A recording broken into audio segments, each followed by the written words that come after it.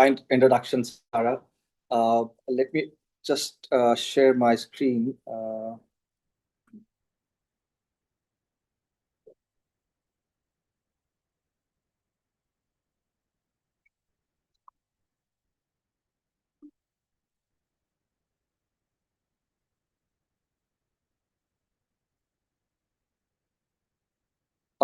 Is the screen visible?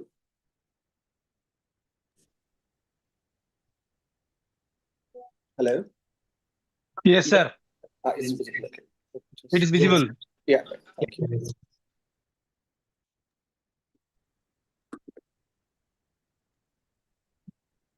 First of all, thank you so much for this kind introduction. It's indeed a privilege and a pleasure to be associated with the University of Mysore and Professor Benjamin. Thank you so much for this kind invitation to this very important and relevant session about role of IP in the employment generation. I would also like to greet and thank Mr. Hashmi for inviting me to this, and my co-panelist Raghvendra sir, Srinvasalu sir, Dr. Roy, and Dr. Janal Gada. Thank you so much for that, making me part of this panel. I think this topic is very relevant in the present times, like Professor Benjamin mentioned, how these terms are no longer just abstract terms, but they're actually now very well rooted in the Indian ecosystem. And they are definitely having an impact on the not only the growth, but the society at large. So I'll briefly take you through to my slides, and the index is right there in front of you. So I'll talk a little about the glance at the Indian economy, India's journey to the innovation sector, India's employment growth, overview of India's startup ecosystem, role of patent in generating employment, value of industrial design protection, employment impact of design protection, geographical indications, IP ownership, and employment and economic fallout of fakes. So we'll cover, how they impact positively as well as negatively to the society at large, including the generation of jobs or taking away jobs if they encourage counterfeit. So India is ranked at number one for lower middle income countries. So that's a pretty good sign that we are ranked number one, but we are looking at moving to the different rank altogether. So the 2047 target set by PM Modi is indeed, to move towards a well-developed economy. And that is something we would strive at going to the 5 trillion economy. So these all indicate the initiatives from the government to not only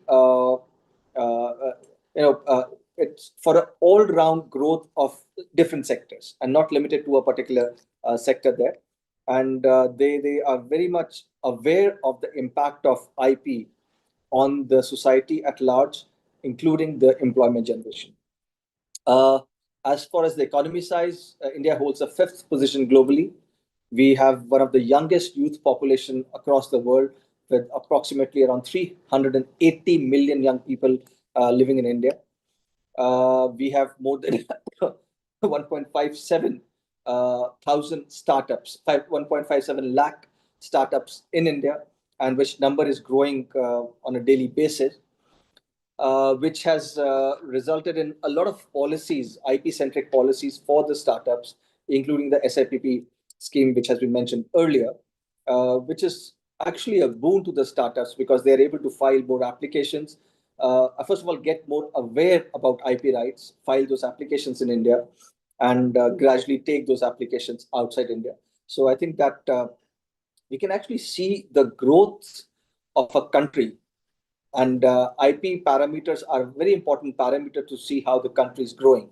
For example, we are touching almost 600,000 trademark applications, more than 100,000 patent applications, and around 30,000 design applications. So over a period of last 7 to 8 years, we can see the numbers have actually grown at a very rapid speed. In fact, during COVID also, we saw that the growth was very much there, and the online filing of facilities at the IPO actually eased it and made it much easier for companies and startups to file even during COVID. On GDP growth, we are touching around 7% to 8.2 expected. And even otherwise, even 6 plus is a very good growth rate for India. And I'm sure it would be only getting better from here onwards.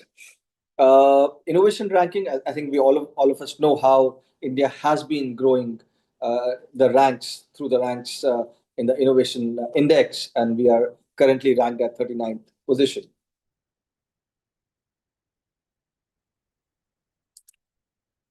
So, like I mentioned about the innovation index, 39th, and which actually scored about the IP policies which the government has initiated over a period of time. We have the startup scheme, where the applicants have almost 50% reduction for filing fee for trademarks, 80% reduction for the filing fee for patents, and which has really encouraged the local entities, the startup entities, to file more. And it is not just limited to the startups. We have a scheme for MSME, where MSME gets a 50% reduction on fees, similar to the SIPP scheme. And in fact, after a trademark or a patent has been granted to an MSME, and they have not taken benefit of any other scheme, for example, they have not taken benefit of the startup scheme, they can actually look at reimbursement of the fee paid by them from the government. So they get around 10,000 back for the trademarks which have been granted. And if a patent has been granted abroad, you get 5 lakh rupees for each granted patent abroad. So that's a big incentive and initiative by the government to encourage R&D not only in India, but also for R&D to be protected outside India. And investment in R&D, I mean, it has been a regular feature in the budget. It has been the regular feature for all important companies, startups to, keep aside a certain amount for investment in the regular R&D. So it's a cyclical thing. The more you invest, the more returns you have, and the returns would encourage you to get into more R&D. And collaborative environment, like I mentioned, startups are also tying up with education institutes, with government institutes, to ensure that there is an all-round growth, and it's not limited to a particular startup alone. Like we have seen companies now tying up with say IITs or big institutes to outsource their research, or to have joint collaborative research and agreements, and which is quite similar to the US universities, which have been, over a period of time, we can see, have invested a lot into providing industry-specific outputs and research. And we can see that big change coming into the Indian IP ecosystem, where startups, companies, and the educational institutes are working together to find better results, to find R&D or innovation, which can help all. And so that is about the index. And coming to the employment growth, and I think Professor Benjamin also mentioned, so we have seen that the growth has been there on the employment front, definitely. It is across domains. It is not limited to a particular sector. We have like EV is growing big, we have medtech growing big, we have edutech growing big, and we have medical devices growing big. So it's across domain. We can see a lot of impetus from the companies, and I think the natural corollary here is that as we grow, the companies grow, they need more manpower, and that is leading to more employment generation and upskilling of many people. So I think upskilling is again very relevant, that students who are coming out of colleges and schools, they are aware of that the practical side of a work firm is very important. They need to know that how the theory they have read at colleges has to be applied when they have that experience at the firm's hands-on experience at the companies. And so that is, I think, quite relevant for them as well as for the companies, because they're able to upskill and have graduates who are more aligned or more practical approach into working and who can be easily hired of the school. So I think that's a very synergistic relationship for the companies and the institutes to provide that practical approach, practical growth, practical internships to the students to make them more ready for industry, and at the same time for the industry to provide that basic forum for the students to be industry ready. So I think that's a good synergy to have, and which is growing further. And job creation, as you can see, almost 170 million jobs have been created since 2016-17 to 22-23. So that's a huge number, but I believe that's the best is yet to come. We would expect more work being generated, especially for the IP-centric entities, which would definitely result into more job creation, direct as well as indirect job creation. So ecosystem, the startup ecosystem in India has been growing. Almost 1.57 lakh certificates have been issued by the TPIIT, and many of these have grown really big, whereas others are still working to see how they can get better. So we have many unicorns driving innovation, and leading sector with 2.10 lakh jobs is the IT one. And professional and commercial services, we see a significant job creation of almost 100,000 jobs there. So it's not just the IT, but also other services there. Healthcare, second highest job creation with 1.51 lakh jobs. And like I said, over 17.28 lakh direct jobs created under the ecosystem, the startup ecosystem. So just to give an idea about how startups are doing and how the IP generation by them, we have seen a growth, and which is an important parameter for to see the growth of an economy. We can see that 2019-20 there were almost 1,600 applications, which have grown till last year to almost 2,500 applications. So there's a steady growth we have seen, and foreign startups are much lesser, but Indian startups have been really going with blazing guns. But I expect more work to flow as more awareness comes through for startups, and they recognize the importance of patents and other IP rights. So startup is driving growth story on a number of fronts. You can see that hiring index in March 2024, the parameter 276, hiring index in April 2024, almost 300. Year on year hiring increase of 9%. So that is only coming from startups itself, and startup growth of almost 37%. And whereas the startups are contributing to almost 14% of the job creation, and fresher job allocation is almost 53%. So startups seem to be preferring a lot of freshers, and a lot of freshers are joining startups, and which is indeed a welcome change there. Startup and IP, like I mentioned about the scheme and the benefits from the SIPP, where it's not just the discount on the fees, almost 80% for patents and 50% for trademarks, or 75% for designs, but it is also the expedited grant of patents, which is there for startups. So actually, you can have a patent granted, and we have had very good such case studies where patents have been granted within 6 to 12 months, which is almost as good as any other developed country, if not better. So, so the grant of patents at such a fast speed encourages investment into the startups, and the more investment you get into the startups, it'll be leading to more job creation. So that the IP itself, by able to grant those patents much faster, would lead to more work generation for the companies itself and for the economy as a whole.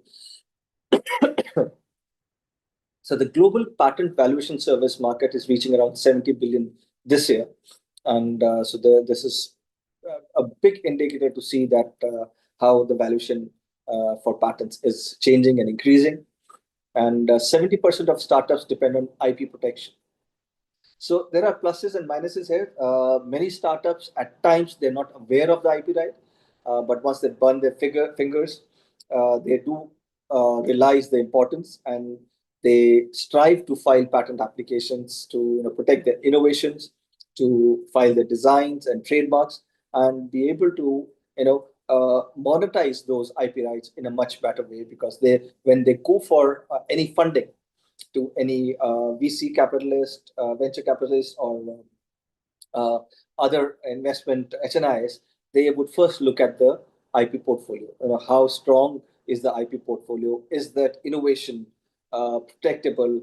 How many people, how many competitors are in those domains? And what kind of fences have you built to prevent the competitors to come into that particular domain? So that kind of an IP audit is there, and the investors would look at that IP audit to understand the strength and the weakness of the startup. And I think that is important for the startup to understand that also, and file applications as and when they innovate, and not burn their hands like many startups did earlier.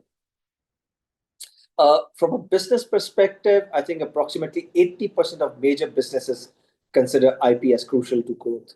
I think that is, again, which really talks about the awareness being much better than what it used to be. People are aware that you can actually use IP as a business tool. It's not like mentioned earlier by Mr. Hashmi, that it's not an abstract term, but it is actually a business tool which can be utilized by businesses to make up, draw up fences to ensure that the competitors don't come through. They don't have that kind of a right, or statutory or common law right to come into the domain of the startup. So that domain is protected for the startup using IP, and you have a monopoly of 20 years to actually use that patent for its life. And obviously, like any other property, like any other IP, it can be licensed to different entities. It can be assigned or sold to different entities. So it's good to see that almost 80% of major businesses consider IP as very crucial for growth. So that is, I think, a very good feel for the industry, feel for the society as such. Investment focus. So investors are allocating significant funds towards innovation driven by patents. So like I said earlier, so they are looking at innovations. They are looking there because they are getting pitched by so many entities, so many startups and students. So it's difficult for them to analyze all. But when you are pitching to them and telling them that, okay, we have filed this patents and trademarks and designs, so they're aware, first of all, that you're IP savvy. Secondly, that you're able to build that fence to keep the competition out. And so that makes it much easier for them to take a decision to invest in that startup. And obviously, investment would result in more R&D, more protection, and more exclusivity for the startup to build on, and create not only a name, but also a very positive bank balance for the startups themselves.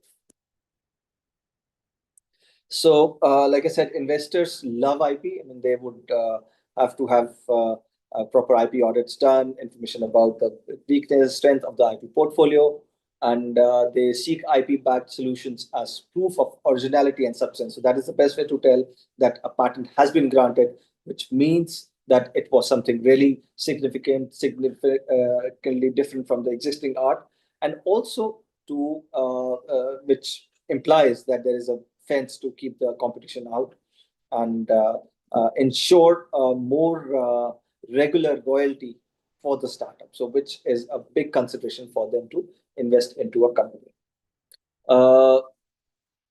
So VCs prefer startups with IP because it increases long-term valuation. So obviously, as the company grows, the valuation of the company also keeps growing with the kind of work they're doing, with the kind of IP protection they have done.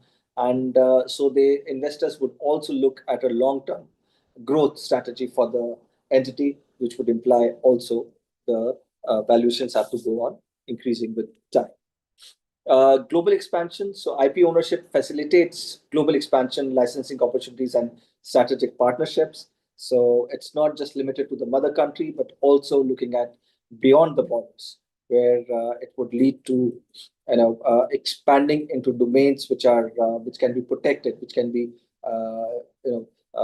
protected under the patent regime, so that no other competitor can come into that domain. So we have the benefit of the PCT to enter into different countries, or a national phase application, or a convention application to be filed to get into different countries. So global expansion definitely is the first way to using IP for global expansion. And I think we need to keep in mind, especially for patents and designs, that there's a novelty period, novelty criteria, and they need to be filed in those countries outside India in a limited time. So you have to file that application if it's a priority application for design in 6 months, and for patent it's 12 months. So that expansion is there, but you need to be mindful of the deadlines which are associated in taking the application outside. Like I said, PCT is there. So PCT, if you file PCT within the 12-month period, you have another 18 months or 19 months, depending on the country, to get into that country. So that also helps the PCT filing, because that will give you around 30 to 31 months to decide. It kind of gives enough time for the startups to understand if the project or the innovation they're working on is actually economically viable or not.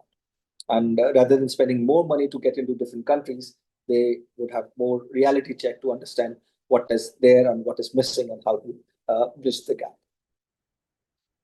Funding raise. So Indian deep tech startups with significant IP have raised more than 994 million US dollars across 284 rounds in 2024. So I think the numbers speak to themselves, that the IP has been growing. The IP raised by startups who are focused on IP, you can see that it has been growing. And similarly, the IP 47 IP-led startups have secured $220 million funding across 47 deals. So it's really good to see these kind of numbers for Indian startups, Indian entities to growing basis their IP. So that's a big plus there. I think this slide is just to show about the employment growth trends, and how employment has also been growing in India across sectors, and we can see the impact of IP also on that. So is job and growth linked? So you can see the real MPCE there, and the growth percentage. So India's growth has been driven by consumption, which is closely tied to employment. A rise in consumption implies that employment generation is occurring, as consumption would decline if employment were predominantly in unpaid or low wage jobs. So it's a reflection of the state of the employment status also in India, because any rise in consumption would be directly related to the employment generation. So if you are employed, you are paid good wages, you would buy more, and the consumption will go up. So that is the very easy connect there, that as the base, the size of number of people employed increases, there will be further the growth in the market also. Economic survey, if you refer to that now, low employment, employment is low, around 3.2% in 22-23. Youth unemployment dropped. So youth unemployment has dropped from about 18% to 10%. So that's a big change to see. For the youth were underemployed or unemployed, but that number is going down. Factory growth. Big factories, 100 plus workers are growing and hiring more. Formal job creation, formal job registration through the EPFO have doubled in recent years. And shifting employment, where jobs are gradually shifting to manufacturing and services.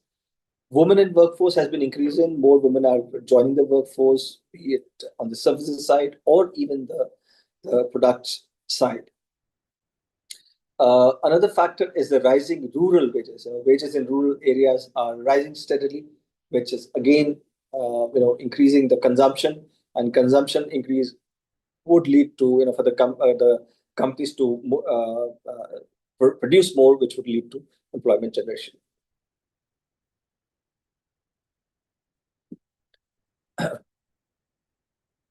So I thought I'll touch upon the filing trends. Like I already mentioned, we're touching around 100,000 applications. This is 24, so we already touched 100,000 applications, patent applications, and trademark. I think we're expecting to touch around 600,000 applications in the current financial year. And many of these applicants, and I think the important point I would want to put here is that on the patent side, almost 52% is local filing.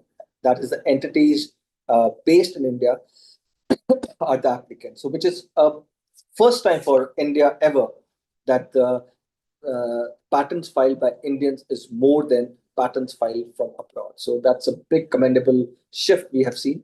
And I think trademark is a totally different animal there. Of almost like the numbers we see, almost 98% is local filing. And we can see the change, the Indian entities, and a trademark is always the first point of contact for the customers. So even if there is no high-end R&D being done by applicants, the design and the trademark element are the first. And we can see in the numbers that the entities are filing a lot of trademarks, a lot of applications from the local industry, 98% being from the local industry.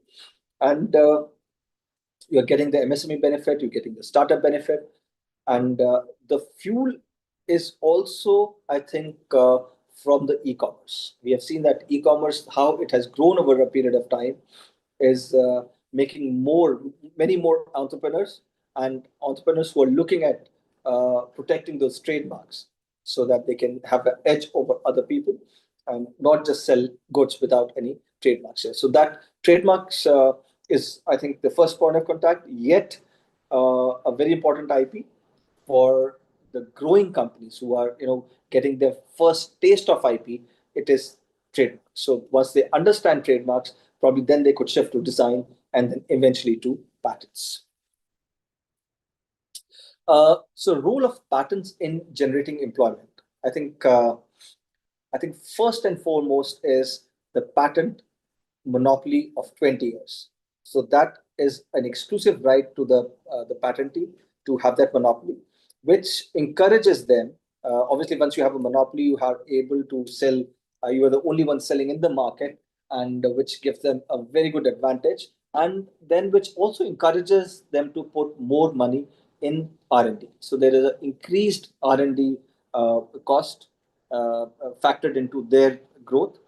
And so more R&D means more products coming out, which will have more time period as a monopoly, and therefore the cycle goes in a very positive side, where it's a increasing R&D means increasing output of IP, and IP means more revenue to put back into R&D. So it's a good cycle to have, that you're able to generate more IP through increased spending on R&D. Domestic production protection under industries thrive without overshadowing. So you get the protection in India. Like I said, you have a monopoly. You're able to stop the competition and able to make that border, the fence around your innovation there. Startup growth, getting the benefit of the startup scheme, getting the benefit of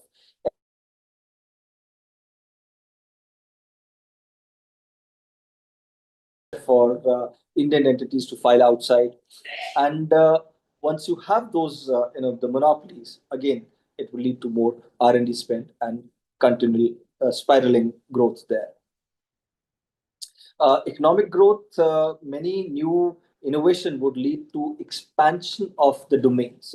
They're not limited to the traditional domains, but many new age sectors and domains are coming up, new industries, and a lot of job creation in not just the traditional industries, but across domains. So I think that is also a big result of IP savvy company, IP savvy economy, that you're looking at growth of different sectors. I think recently the income tax department also added a number of occupations or professions to their form, which showed that the money or the revenue being generated is not limited to only the traditional industries. So even like influencers and all, or other new age professions, they are also looking at protecting their innovations through IP, and which further fuels the growth, the economic growth. So then we have reduced dependency on foreign investment or foreign innovation, because obviously the innovation which is done in India is more apt for India, and it can be easily used, it can be easily replicated, and easy for the patentee to earn more revenue, and which also leads to reduced dependency on foreign technology at times. You don't need to, obviously there will be very cutting edge technology which would be required from foreign companies, but otherwise you would see a reduced dependency on foreign entities for basic innovation. So that innovation is being generated and being protected by the local Indian entities. And so therefore it incentivizes local innovation. And like I said, the cycle continues: innovation, IP generation. IP generation is increased profits and coming back to R&D there. So after patents, I think the impact of design protection, we can see the key roles created by design IP.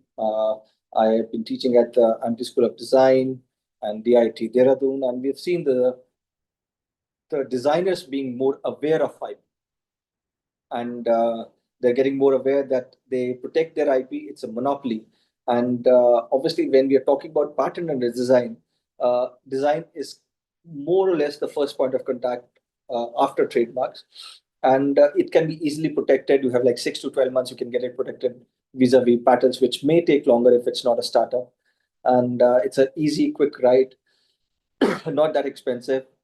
And so therefore they have a monopoly, they have a right, which would lead them to have a more employment being generated because they are creating more revenue. Creative design, so product designers and 3D models are bring concepts to life. So you are expanding the domain of the professions related to design. So it's not limited to the normal designs, but you have people or the professions which are ancillary to the main design, where we have seen growth and a lot of employment opportunities. Engineering and development, so prototype engineers turn designs into functional models. So you can see another domain, another aspect of employment generation from the increase of design filings. And production and operations, manufacturing and tooling teams scale innovation designs, and startups increasingly protect designs early, attracting investment and fostering team growth. So like I said, that's one of the easiest IP rights to have, and I think startups should be looking very, very uh, uh, importantly at design rights. Normally, it is a very underrated and right which is not given its due respect. And I think in an economy like India, design would be much faster and more relevant than patents. I'm not saying patent is not, but certain key industries patent would be. But for most of the innovation, I think design would be a very apt right to have in a very short period of time at a very low cost. Geographical indications are also very important in generation of employment. I mean, though normally you wouldn't expect, but it is, because the registered GIs, I think we have around 658 GIs, with filings increased over 380% in the last 5 to 6 years.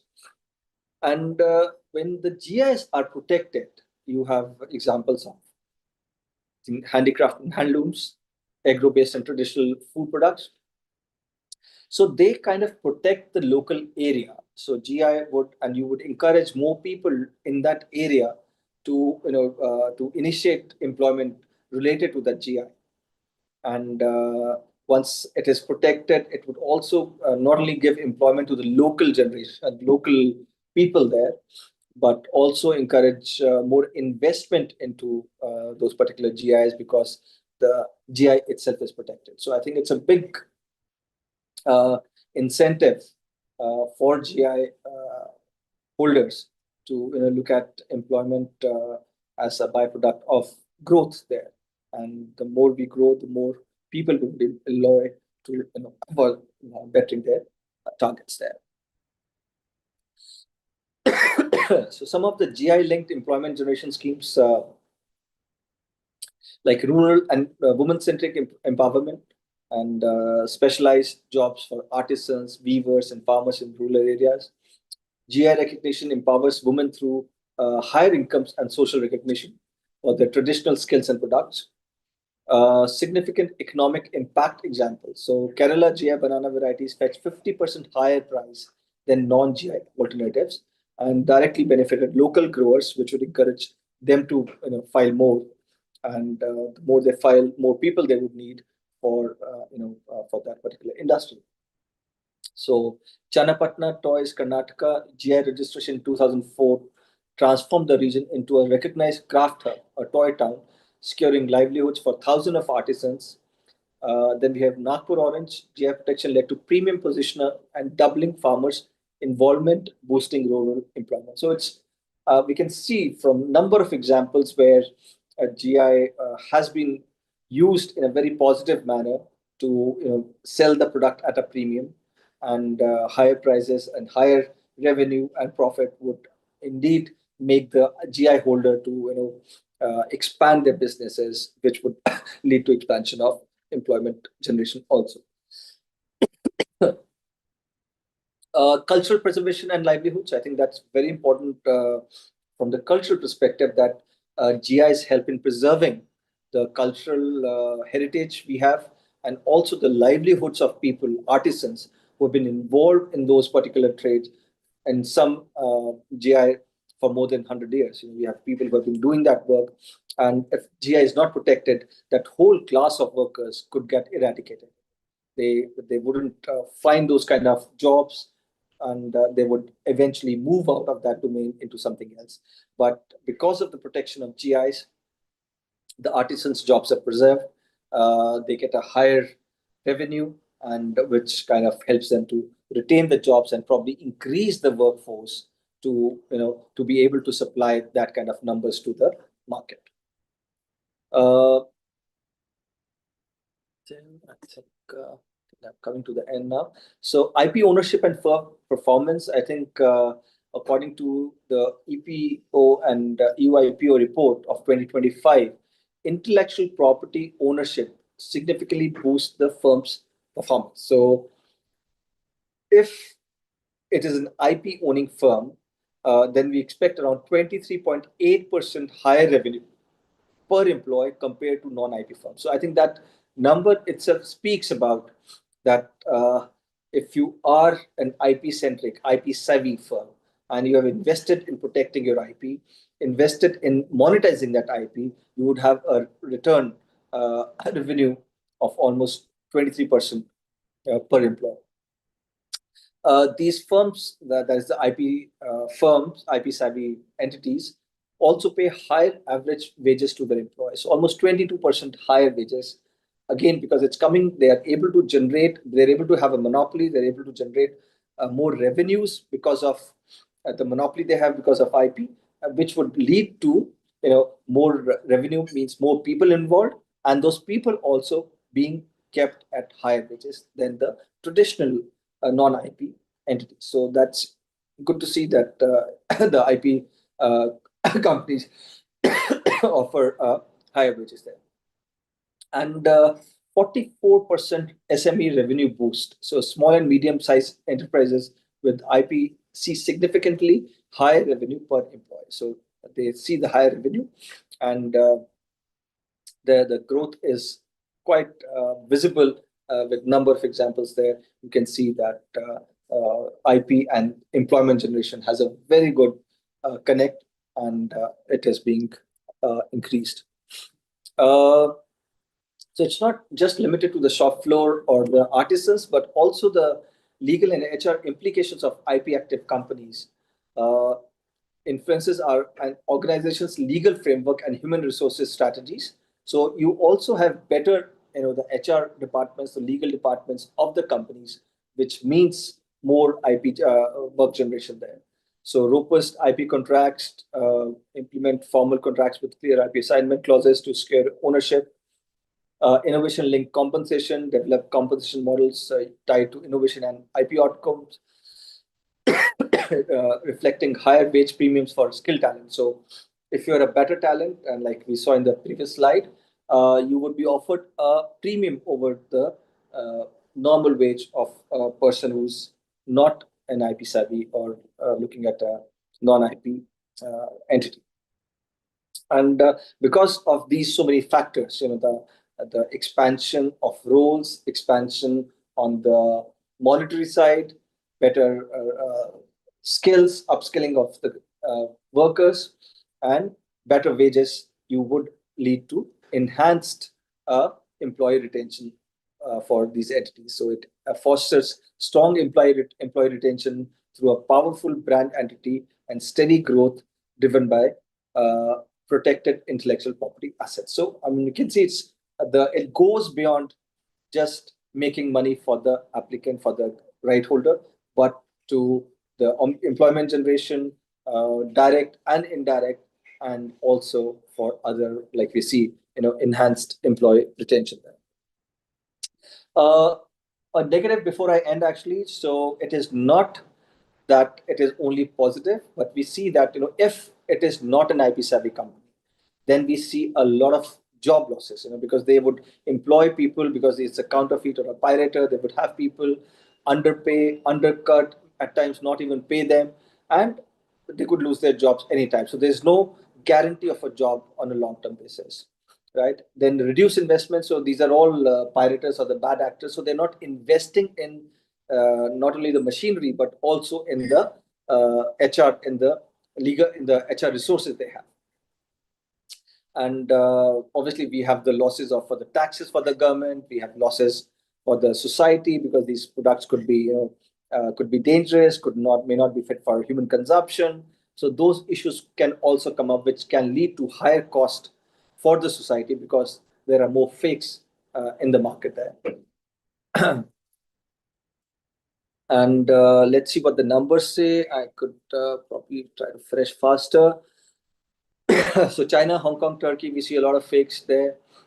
EU import of fakes, almost 99 billion euro, which is 4.7% of the imports from rest of the world, fakes. And top categories of fakes are clothing, footwear, and accessories.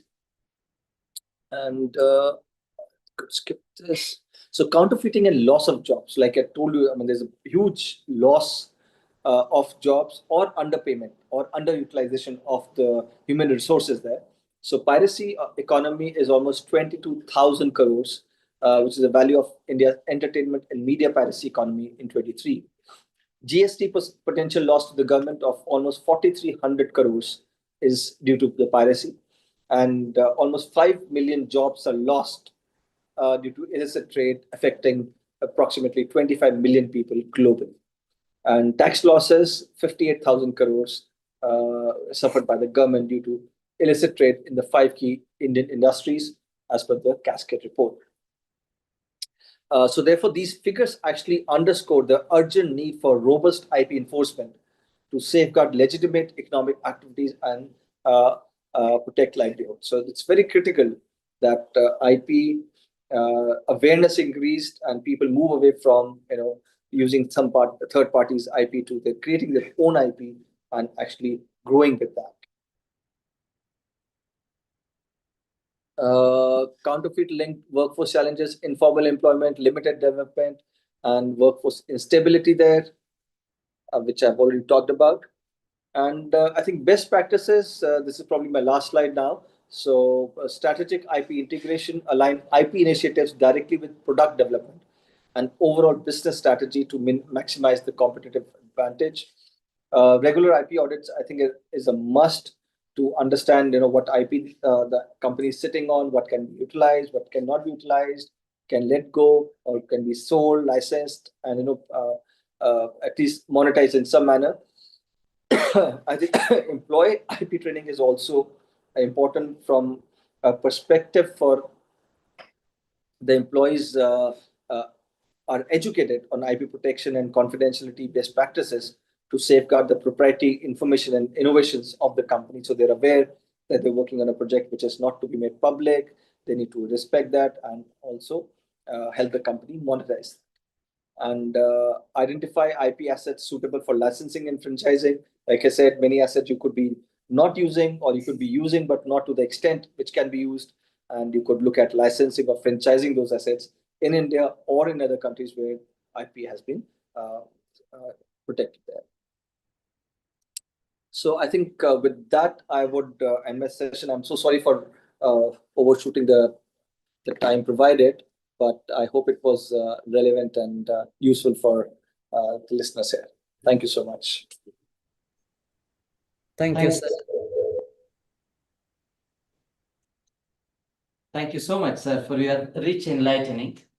Now we shall move to our guest of honor.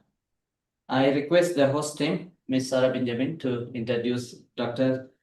Raghuvinder, sir, Senior Consultant, IPR, and former Joint Secretary, Ministry of Commerce and Industry, Government of India.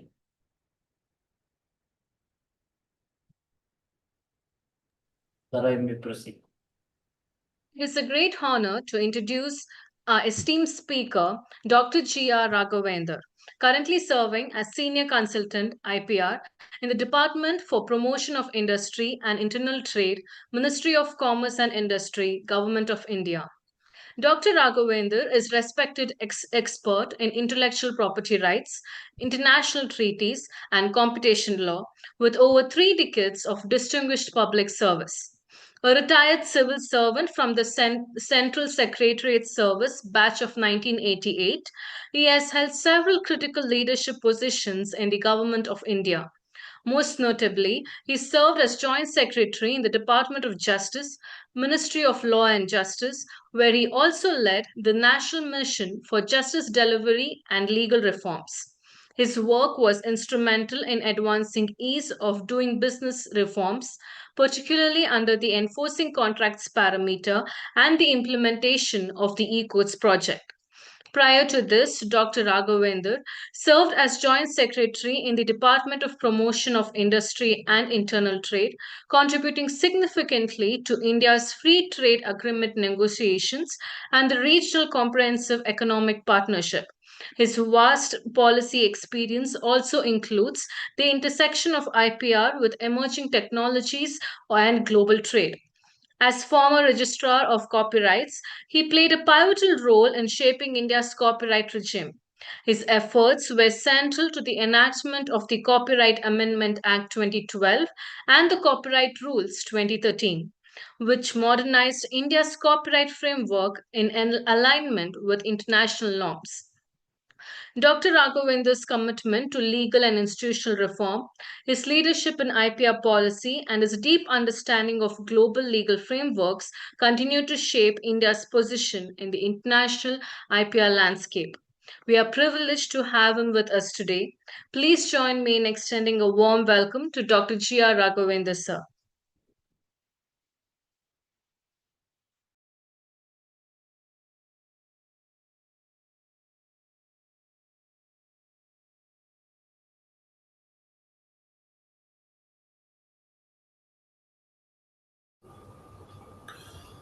Yeah, thank you very much. Vande Mataram. Good afternoon to all of you. I would like to thank uh, Professor Dr. M.S. Benjamin,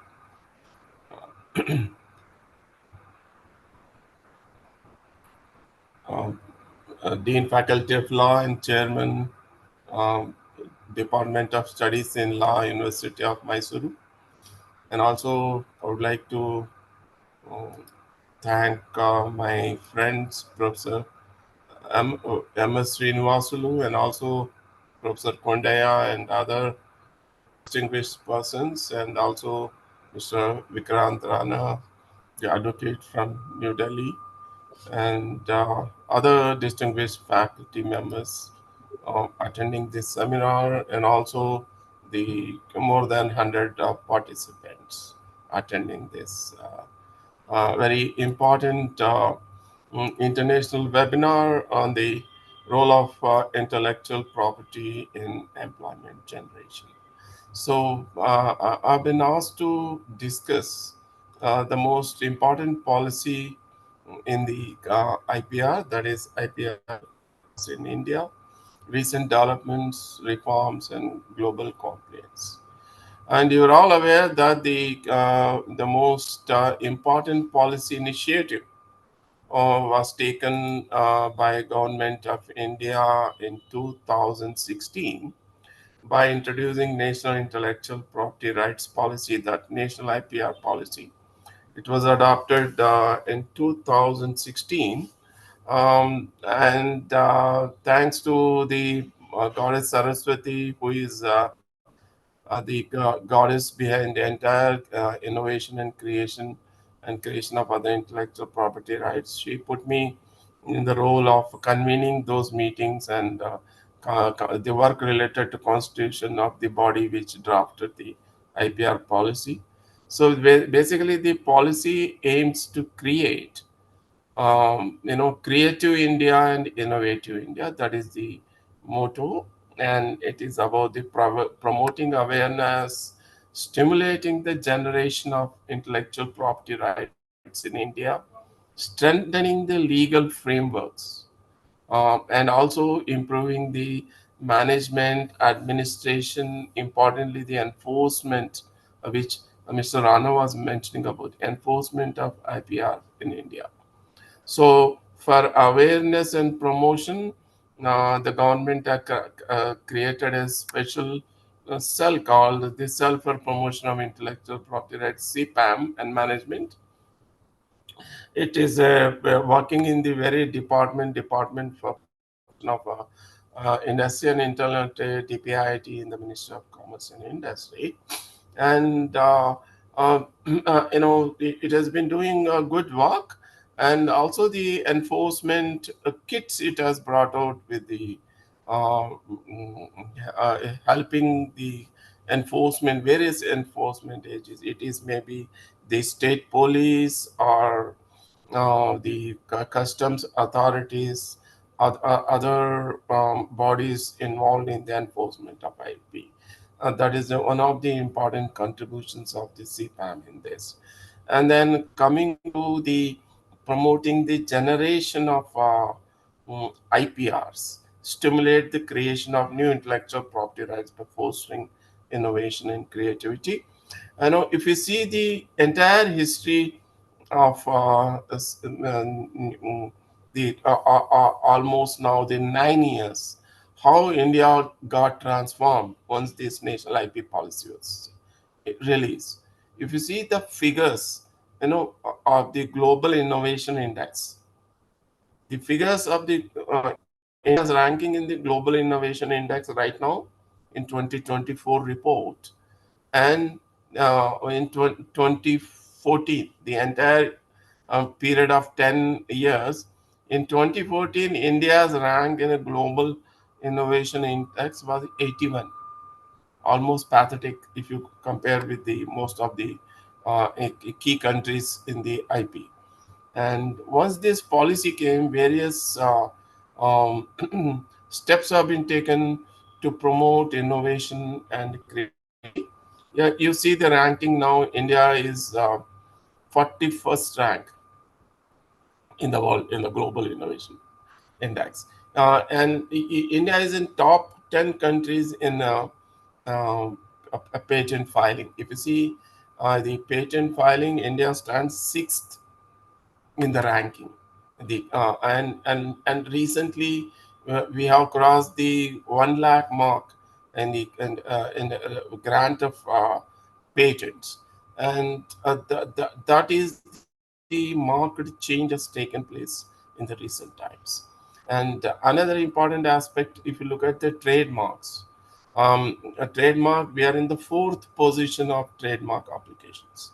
And then we have done some innovation also there. You know, everyone is talking about artificial intelligence.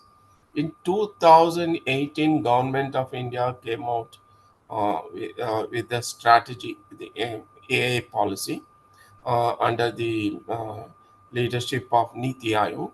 Niti Aayog released the book, its study, National Artificial Intelligence Strategy. A strategy says that all the sectors have to work in a coordinated and collaborative way. So using now should not be working in a silos. So using this new technology, artificial intelligence, AI algorithms, and machine learning, Government of India has introduced AI ML search for the trademark. It was launched by Honorable Minister Sri Goyal, Piyush Goyal ji,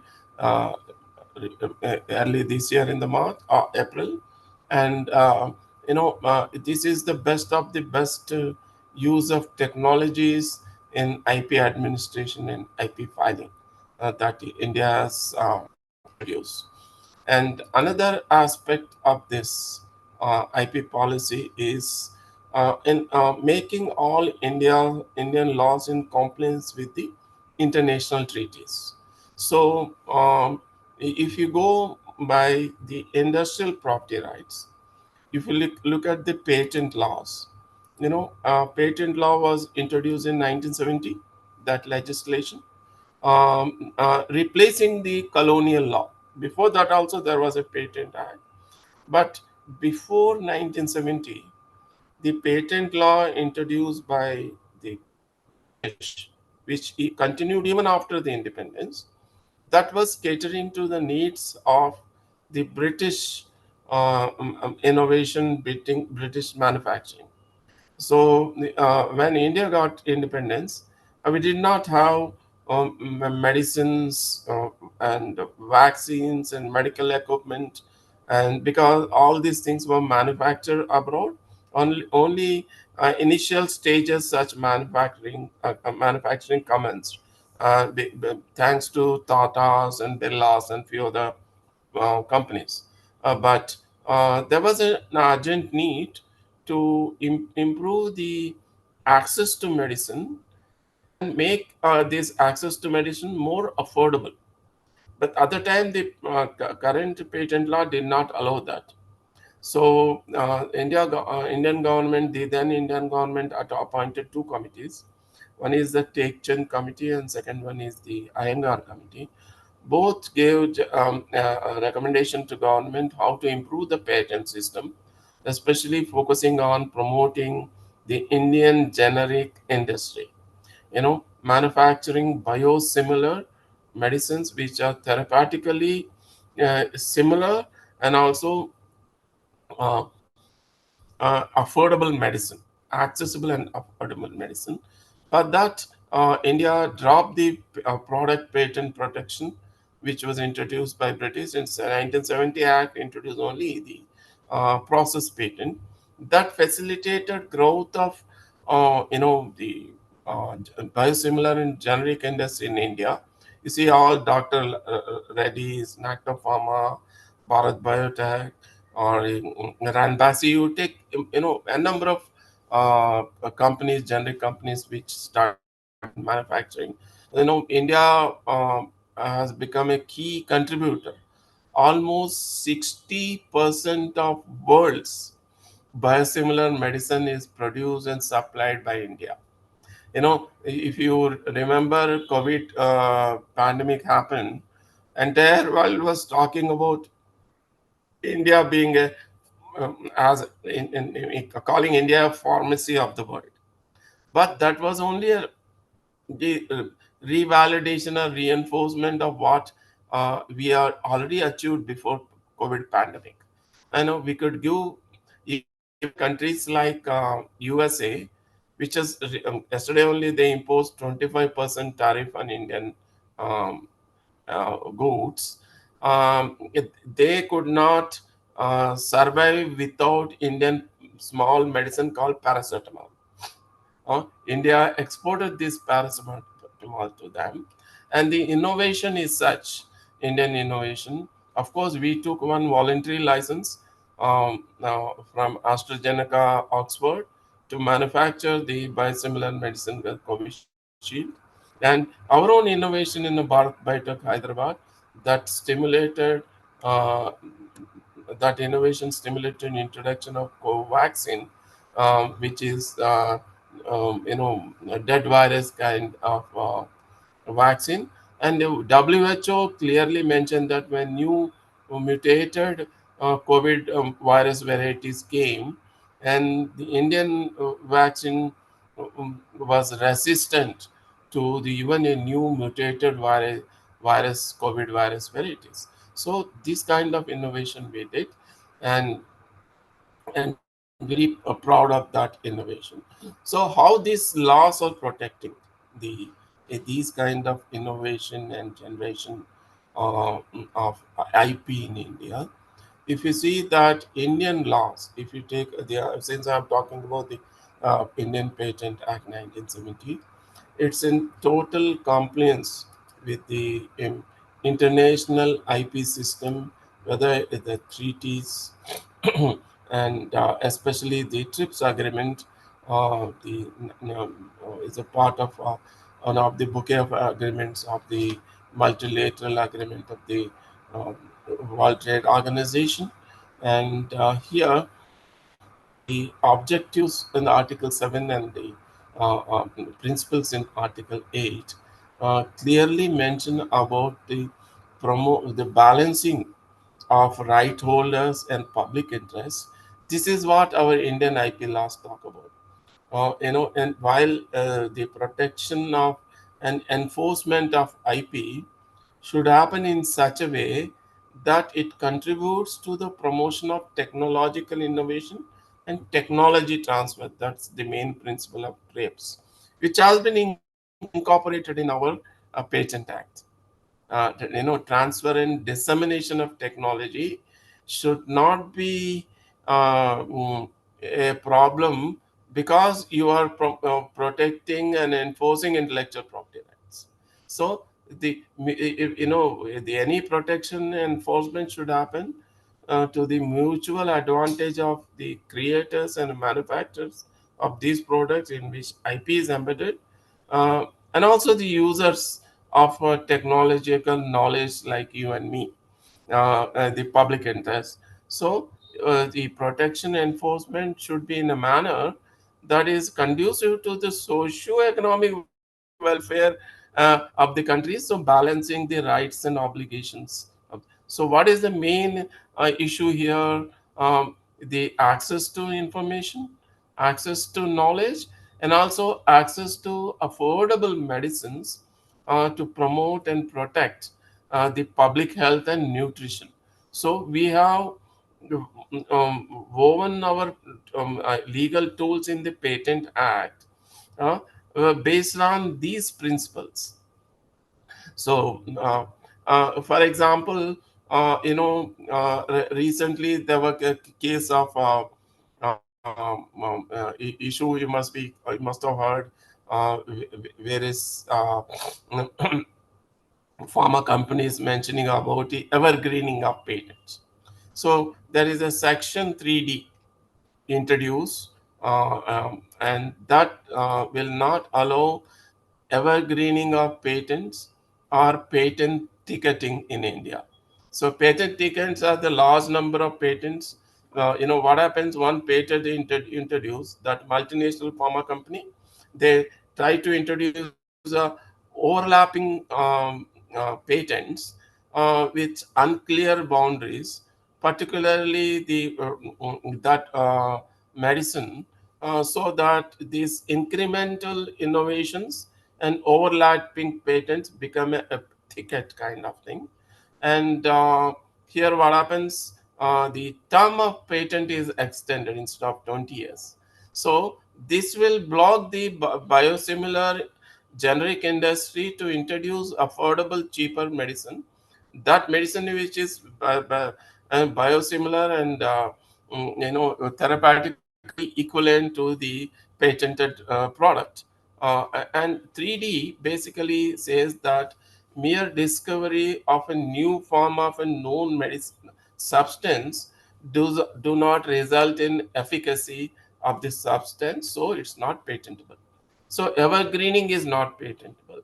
One best example which Supreme Court has, when the matter went to the Supreme Court, whether 3D is legal or not, there was a Novartis application for patenting a drug called Gleevec. Is a beta crystalline form of the imatinib mesylate. This drug is meant for the colon cancer, and the patent assistant controller patents, he rejected the patentability and because lack of novelty and inventive step in this in 2006. And this Novartis company went to Supreme Court finally, and then Supreme Court clearly interpreted the efficacy word used in the 3D. Lack of efficacy means there should be therapeutic efficacy, and also the how bioavailability improves the therapeutic efficiency in these innovative drugs. So there is a lack of innovation, lack of novelty, and lack of inventive step. So 3D is applicable, that a mere discovery of a new form of a known medicine. And simply you're saying that Gleevec is a kind of alpha beta form of the old medicine, you can't get a patent for that. So Supreme Court clearly said no evidence on enhanced the superior efficacy of the nuanced distinction between these two things. And one of the another beauty of the Indian patent system, uh, which slightly differs from the TRIPS plus thing, is the evergreening of patent which they have introduced. And another thing, if you see the section 107 A, so India has clearly introduced Ebola exception. Ebola exception is that any experimental use of that product is not infringement of patent. That's what the US court held in a Roche versus Bola Pharmaceuticals in 1984. And after that, US introduced the famous Hutchman Act. And India in 2005 amendments introduced this Bola exception. And this is totally the TRIPS complete, because this exception does not create problem for the generic biosimilars when they start using the technology for the experimental purposes, so that they are ready to put their generic drugs on the shelves when the patented drug expires at the end of 20 years. And one patent aspect, another aspect about the importance of patent protection in India in public interest, and also our to promote our health policy of access to medicines, affordable medicines, is not recognizing the data exclusivity.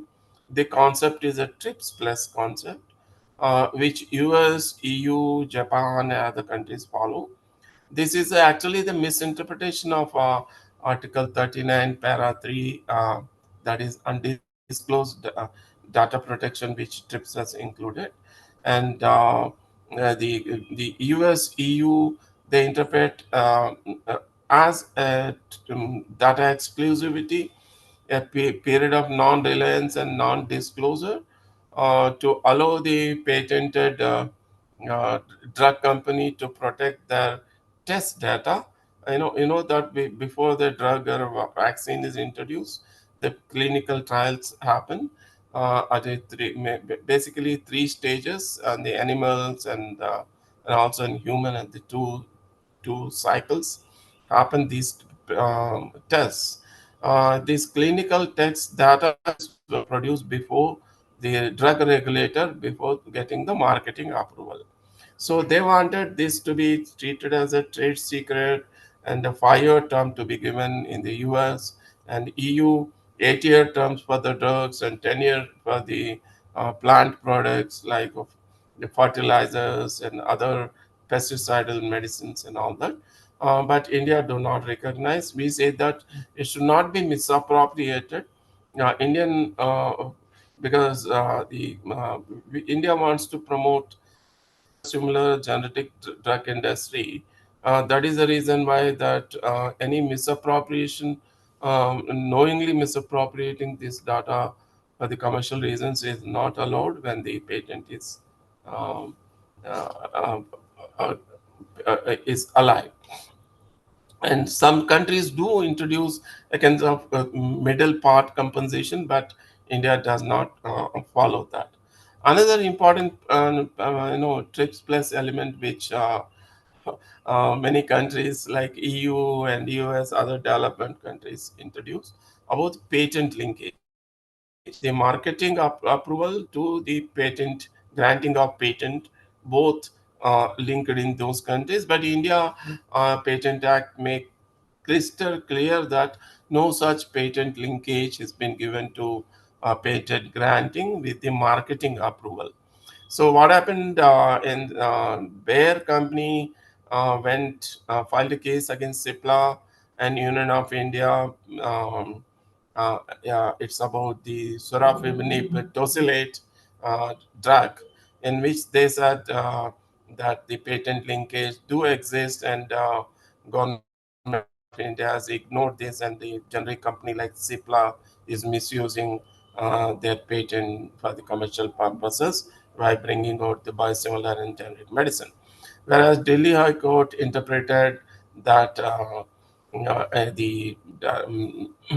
the drug controller granting marketing approval under the Drugs and Cosmetic Act for the generic versions of the patented drugs is legal because India does not recognize patent linkage. Any the attempt to read uh,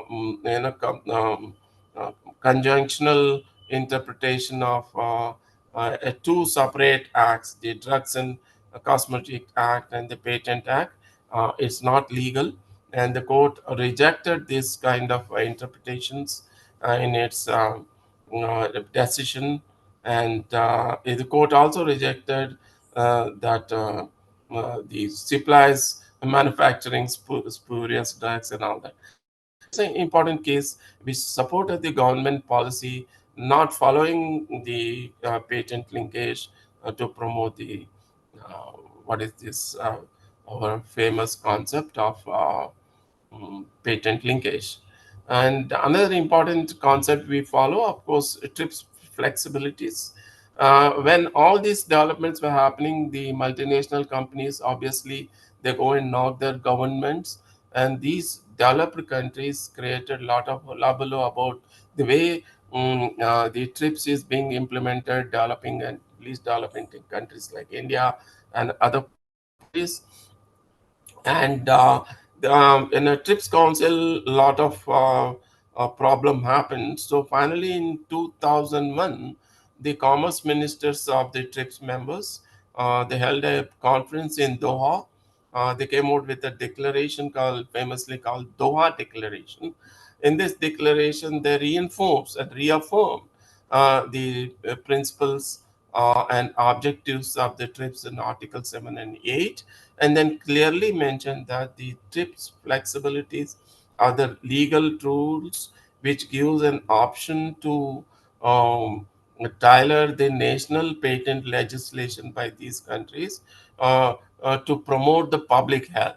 So TRIPS provision should not and does not come in the way of introduction of those kind of public health oriented provisions.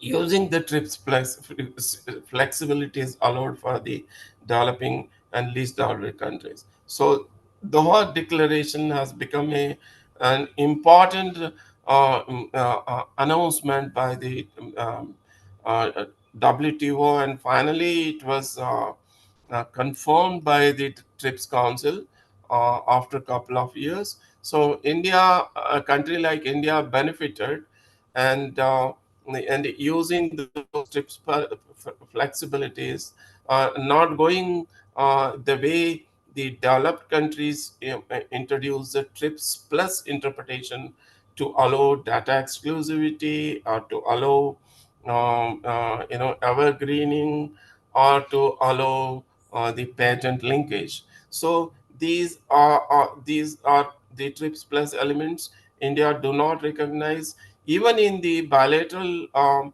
free trade negotiations, we do not allow.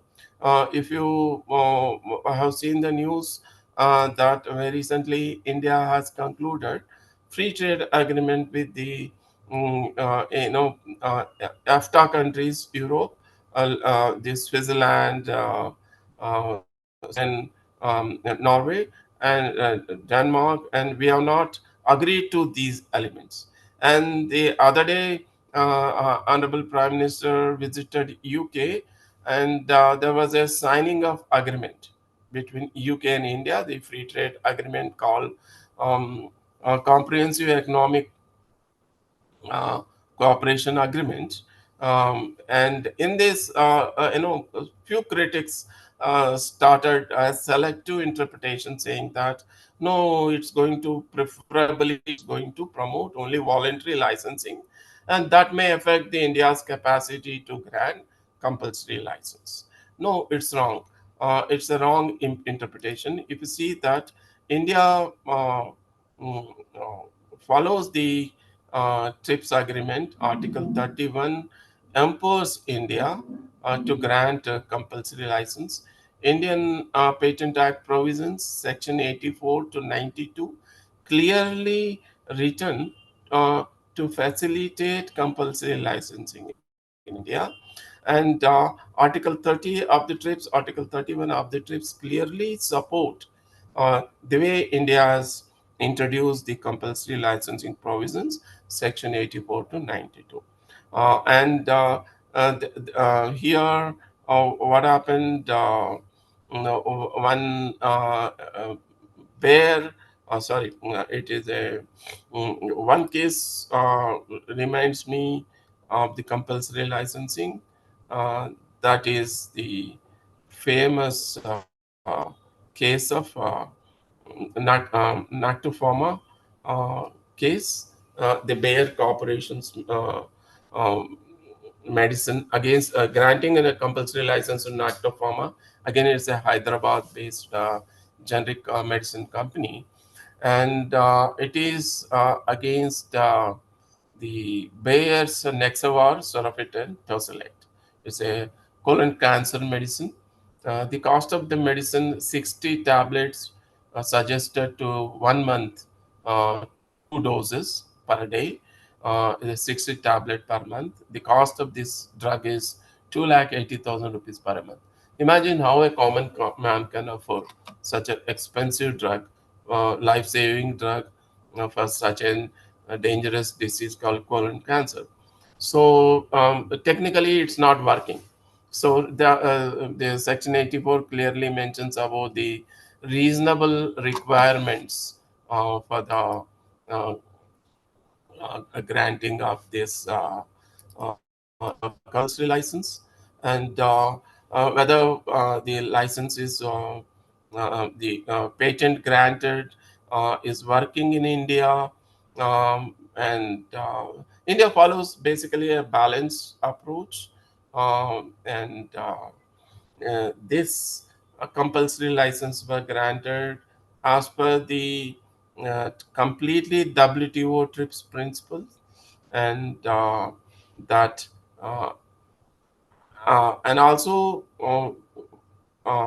assessing the actual manufacturing capacity and the facilities available within NACTO Pharma, and also whether they have the necessary expertise to manufacture this.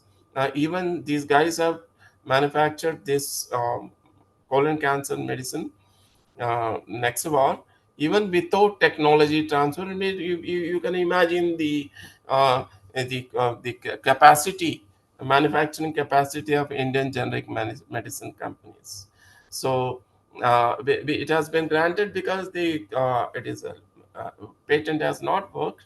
That is the main condition here for granting the compulsory license. And obviously, these guys went to Supreme Court, and judgment came in 2012, and supporting the Indian government decision to grant compulsory license. And only thing is, some compensation is given to the patentee, and India followed the UNDP guidelines of 6% of revenues and from this and by the Nectar Pharma by selling these medicines profits. And only thing, the small change made by Supreme Court in its judgment upholding the compulsory licenses, it increased the compensation to 6 to 8%. Only the 2% increase they have made. So that is the strongest method India follows in implementing the international laws, because Indian Patent Act is in total harmony uh, with the international patent system. Like India is a member of TRIPS, as already mentioned you. India is a member of Paris Convention, but India is also a member of Budapest Treaty, where microorganisms are the genetic material and microorganism compulsory deposit takes place there. And we have two such depositories, one in Chandigarh and another in Madhya Pradesh. And but India is not a member of the important Strasbourg Agreement. But recently, Cabinet has approved and India has deposited the instrument in the WIPO Assembly. So India will be soon the member of Strasbourg Agreement that establishes international patent classification, which divides technology into 8 sections or 8 classes, and with approximately 80,000 subdivisions. So this classification, the technology classification for innovations, established under the Strasbourg International Agreement for Patent, is indispensable for the retrieval of patent documents in the search for prior art for the novelty test. And such retrieval is needed by patent issuing authorities like our patent registries, and also for the potential inventors. Maybe among you, few inventors must be there, and also the R&D units and other concerned technology development and innovation companies. So India is seriously considering that make Indian patent laws in harmony with the international. So what changes? My topic also talked not only about the global compliance, what reforms India has introduced in the patent law recently. What are the recent developments? They recently, 2023, we government of India introduced the patent rules, which finally notified in 24. The basic reform introduced in this is reduce complaints burden for the applicants. There's a lot of working statement submissions unnecessary every year. They will reduce. Even the patent working statement reduced from 5 years, every year to the number of statements to be given only every 3 years, but not every year. That is the change we have made. And expedited examination in the recent reforms you must have seen. Expedited examination of patent registration. This has been, of course, Mr. Anna was talking about the expedited examination of patents for the startups and also for the MSMEs and also women innovators, the women startup companies led by women also have the reduced fees and also the expedited examination facilities. And another important development, a recent one happening. So, of course, India is considering seriously about the um, uh, improving the registration conditions in the trademark law. I already mentioned you artificial intelligence, machine learning, such has been introduced and made available publicly, and also amending the trademark rules so that various innovations may be introduced for reduction of time taken for the registration of trademark. And India is already member of Madrid application of international application for registration of trademark can be filed under that uh, uh, system. And another important area development happened is the finalization of Riyadh Design Law Treaty. So, Riyadh Design Law Treaty was adopted in November 2024, last month, and last year. And India is seriously considering. And one of the legislations in IP legislation, we have a very weaker legislation as the design law. So India needs to improve is a design registration system by joining the Riyadh World Design Law Treaty. Procedural law, it's one of the procedural laws. India should join this, and another treaty which India needs to join is the Hague Agreement, because unlike we have the international filing system for the patent under the India being a member of a patent cooperation treaty, and India being a member of a Madrid agreement, we can file international application there. No such facility for the designs. So India should consider joining the Hague Agreement for international registration of industrial designs, and this will facilitate uh, uh, uh, the more stronger protection for Indian designs, especially when Make in India is happening. And not only it is a kind of win-win situation for both foreign IP companies and also Indian companies, when many manufacturers from abroad and coming and manufacturing in India, they should be given this facility of international registration as well. And another disruptive thing development happened recently, again last year, that is establishing a new treaty called WIPO Treaty on Intellectual Property, Genetic Resource and Associated Traditional Knowledge. This was finalized in May 2024 last year. So this treaty establishes a mandatory patent disclosure requirement, and this requires that a patent applicant has to disclose the country of origin of genetic resources, or, or from which indigenous people community or local community he has taken this genetic resources, providing the associated traditional knowledge if the claimed invention are based on these genetic resources are associated traditional knowledge. So India is also seriously considering this, um, and it is important for India to join, because India has been traditionally been protecting the traditional knowledge. You all know that traditional knowledge digital library TKDL has been created by India after various misappropriation and biopiracy issues came up, like someone patenting haldi related products, or neem related products in US and EU.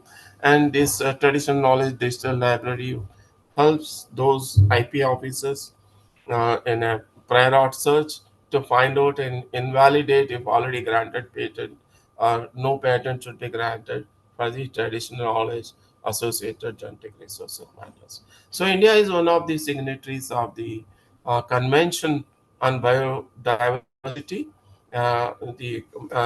which happened in 1992, and subsequently, there was a Nagoya Protocol to on access and benefit sharing.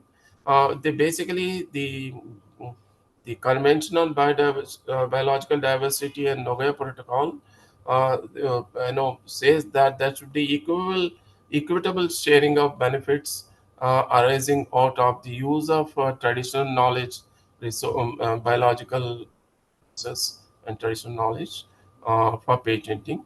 This, recognized by India, introduced Biological Diversity Act in 2002, and under that, National Biodiversity Authority has been set up.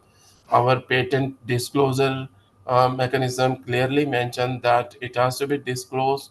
There is a consent has to be taken from the National Biodiversity Authority, and there should be access permission should be there, and also there should be a benefit sharing as per the principle approved by the National Biodiversity Authority. So these are the policy mechanisms which India has introduced, and to move forward, India should join the WIPO GR, Genetic Resources Associate Traditional Treaty, which was established in 2024, that government is actually considering. And another area, the most controversial area, is the lack of standalone legislation or a sui generis legislation for trade secret law protection in India. So then, how trade secrets are protected in India? Trade secrets are protected in India by various methods, by way of Section 27 of the Contract Act, through the common law principles, by misappropriation things, and the a couple of provisions of Copyright Act and IT Act, and all these are applied here. But the Law Commission has given its report 289 report in 2024. Recommended, it given a kind of draft legislation also, recommended government to introduce a sui generis legislation. This is being examined in India, a couple of departments, and soon they may take a decision of introducing sui generis legislation. And another important reform in India, it has happened about the protection of plant varieties. Protection of plant varieties is one of the important decisions which was taken when TRIPS agreement was being negotiated,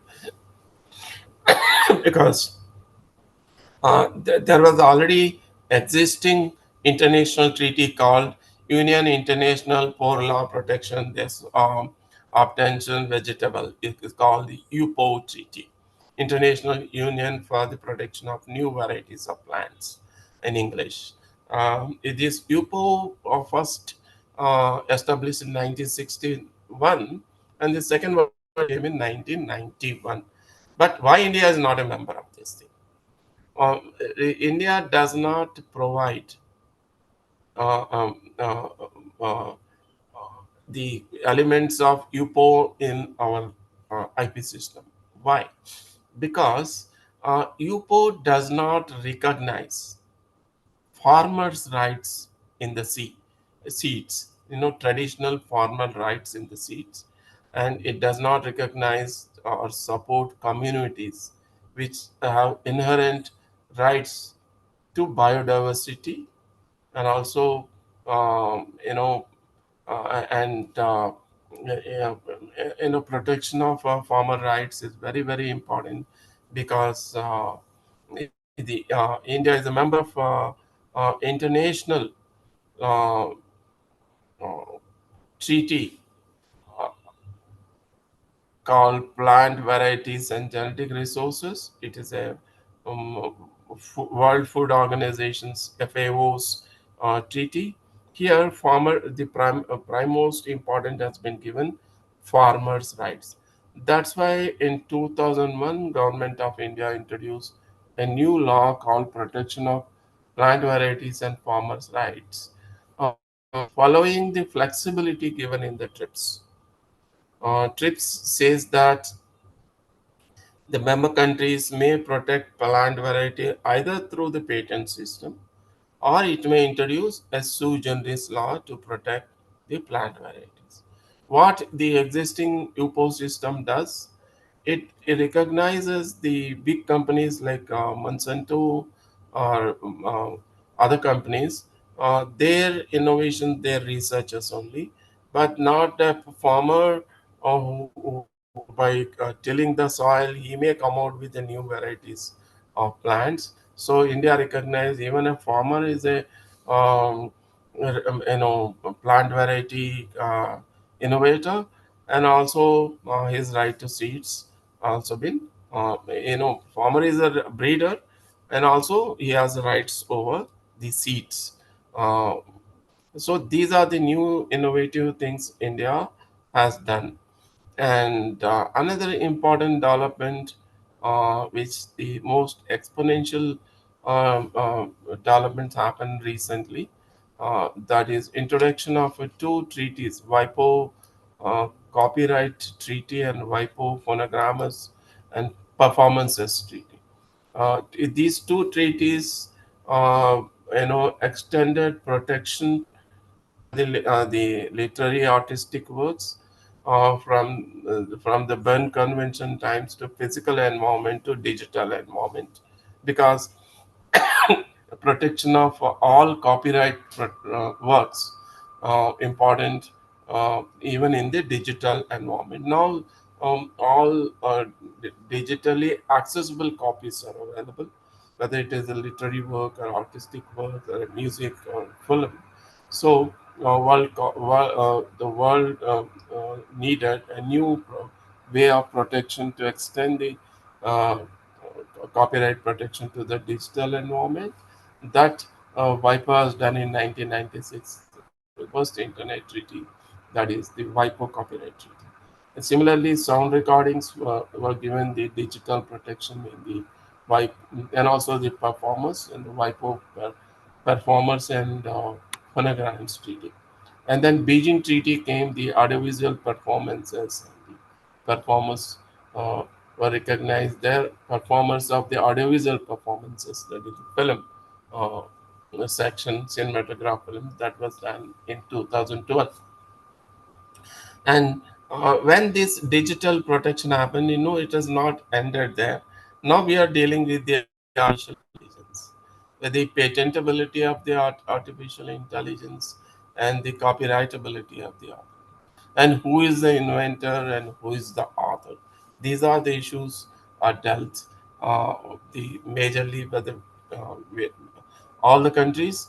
And if you know the example which is set in the Stephen Thaler's doubles patent food processing patent case, in which the, the patent offices across the world clearly made it announced that only the natural person is the inventor. A machine is not an inventor. The famous decision in the uh, Thaler versus Vidal, delivered by the US Supreme Court, when the US Patent Office rejected patent for the doubles patent. And the same thing happened in the UK, EU, and finally in Australia. So, human ingenuity is important for innovation. And recent reforms in India, Indian government has introduced certificate of patentability issued even for the inventor. inventor certification was introduced, apart from the grant of patent certificate. Sometimes patent grant may go to the institution, but the person, the inventor involved, may not be getting a certificate. So, certificate of patent, the inventorship certificate, we introduce similar to other countries. And again, the copyrightability. Again, the natural person has to be the author, but not the legalistic or the juristic person or a non-human cannot recognize author.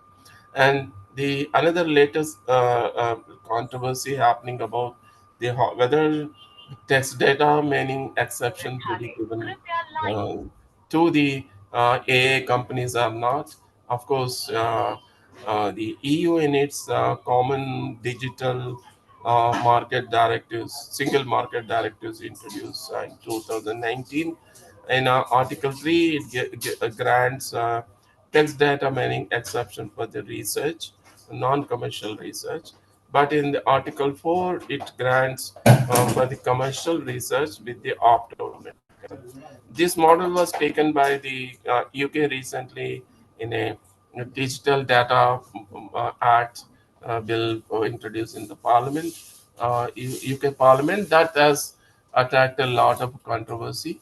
And basically, the inventors, especially the creators and copyright owners, are saying that the AI companies cannot come out and churn out and give an output because their input is based on the pre-existing data. The AI training is happening on the pre-existing data, and they are like a parasites preying on our works. And innovation can't go on like this. And if you see the example given by the UK artists, about 1,000 UK artists came out with an empty album called "Is This What You Want?" The title. If an AI machine crawls into that empty album, you can't scrap anything, scratch anything, because nothing is there in that empty album. It is a best example that all AI machines can't work without a pre-existing data. The very basis of AI training and the AI learning and final output is given to you when you go and ask a question to it or give a prompt to it. So it all happens based on the already works which have been created and made available, whether it is literary works or artistic works like photographs or the music or video. And EU has come out with the EU AI Act. Of course, they have recognized the importance of the transparency and accountability and all that, and how AI models have to function. That I mean, detailed information and instructions in the recent annexure to the section 53, sorry, article 53 of the EUA Act. And of course, US is silent on that. US Copyright Office, of course, has come out with the three reports how copyright should be recognized, and there are two judgment recently in the US courts, one on the Meta case by Judge Chabria, and another Anthropic case, Judge Alsup has given a controversial judgment which may be appealed in the US Supreme Court. But this is the new developments happening elsewhere in the world. And in India also, the Associate News of India, ANI, has filed a case against the OpenAI and other companies about using their databases without consent and compensation. And following this, Indian government has also appointed one, constituted a committee to examine and come out with a policy paper on the issues related to artificial intelligence and copyright law. So, a lot of important things are happening on the policy side in India. and a lot of modernization of IP offices is happening, whether patent, trademark, copyright registration to expedite the registration and reduce dependency. And India is committed to the motto that creative India and innovative India, as mentioned in its National IPR Policy. With this, I again thank Professor Benjamin, Professor Srinivasu, and the colleagues for giving me this opportunity. And thank you very much, Jai Hind. Thank you, sir. Thank you so much for your comprehensive insights on the topic. We now move to the keynote address. I invite the host team to introduce Professor Srinivasu, the keynote speaker for today.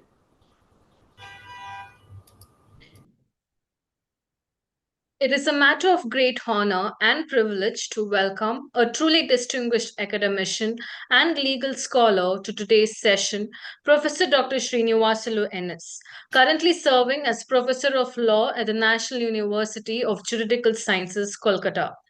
Professor Srinivasalu is a widely respected figure in both national and international academic circles.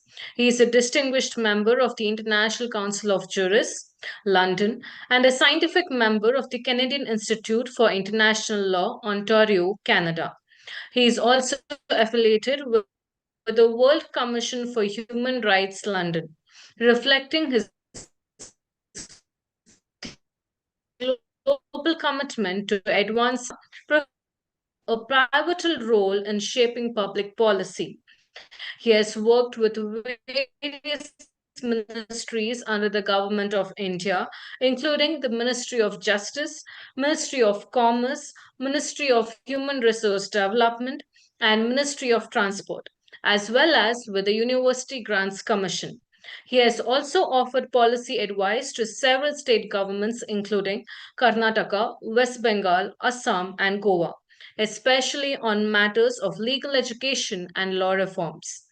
Professor Srinivasalu's blend of deep academic scholarship and practical policy engagement makes him a rare and a valuable resource in the field of legal education. His insights are bound to enrich our understanding. Please join me in extending a very warm welcome to Professor Dr. Srinivasalu N.S.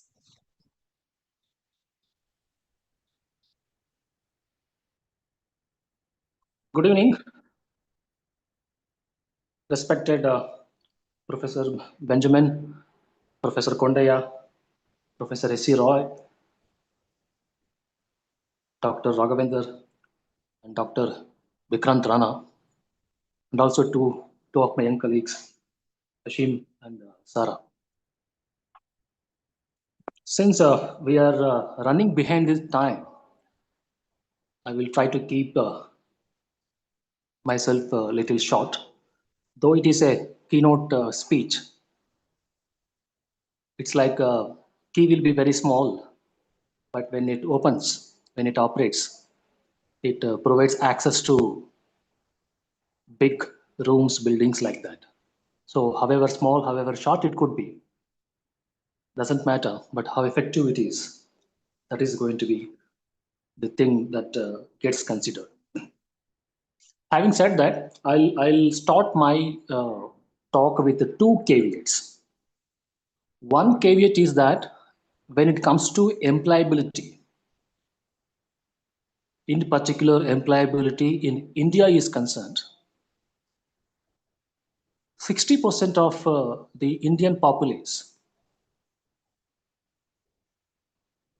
depend on agriculture for their employment, where our intellectual property rights, R&D, may or may not have any influence. If it has, it will be having very limited influence. That is number one. Second caveat that I would like to put across is, the moment you get a patent, the moment you get a trademark, it doesn't create employability. That patent has to be commercially exploited it ought to attract investments, it has to be executed. For that, not only science and technology initiatives are required, but business entrepreneurs who are ready to invest in exploiting that invention or in exploiting that copyrighted work is required. That can happen when you are a patent owner, a copyright owner, a designs owner is ready for training and technology transfer. If whatever invention which you have invented, whatever literary, artistic, and the like copyrighted work that you have created, if it is with you and you don't want to push it into the open market, it cannot create employability. Employability gets created basically because of the investment. And for people who are investors, for them, the number of patents, the number of copyrights, the number of trademarks, designs, whatever you have, would provide value addition. Number one. Number two, every patent, every copyright may not essentially result in purely commercially exploitable venture. For instance, as of 2025, we have granted 1 lakh patents in our country. Out of these 1 lakh patents, hardly 50,000 patents may get into industry. Hardly 50,000 patents may attract investment, based upon which you can talk about employability. Similarly, number of designs that you go for registration, trademarks or copyrights, half of them may or may not attract any investment for its commercial exploitation and stuff like that. So the employability, the factor of employability, whatever we are trying to debate, it is not purely and essentially dependent on number of patents that you get, number of copyrights that you get, or number of designs that you get. It's about getting those patents, those copyrights which are industrially exploitable. I'll give an example. During times of COVID and all, India came out with a couple of vaccines, Covishield, Covaxin and all. Serum Institute of Pune, Bharat Biotech, Hyderabad. They were bestowed with, they were asked to work on that. The moment government of India gave that task to them, they recruited hundreds of scientists, basically pharmaceutical scientists and biochemistry people, to work on finding the vaccine. Similarly, it happened in Russia for Sputnik, in USA for Johnson & Johnson. This is one example. When because society needed it, there were people ready to invest. In case of Covishield, Covaxin, government of India only invested, and that it generated. If a biochemist or if a pharmacist or a person who is into pharmacy, if he or she is having a particular idea with reference to an invention, or he or she has done that invention, and it is there in his or her books in whatever scientific steps that he or she followed and all that. But when it is not attracting the industry, when it is not attracting the investment, creation of employability may not happen. Perhaps all the 7 different areas of IP, whatever we have, all are connected with one or the other industry. If at all those IPRs are going to be commercially exploited, those IPRs are going to attract investment. There are certain identified industries where from that investment can flow in, or where from that commercialization can take place. For instance, in case of patents, health industry, food industry, beverages industry, and manufacturing industry. So whatever patent that you come out with, your target will have to be these 4 industries in general, substantially. So a patent, the inventor will have to read the market, at least in these 4 sectors or segments of industries, and try to come out with such kind of invention which will add value to the existing knowledge in those four spheres of industry, as I said, health, food, beverages, or manufacturing.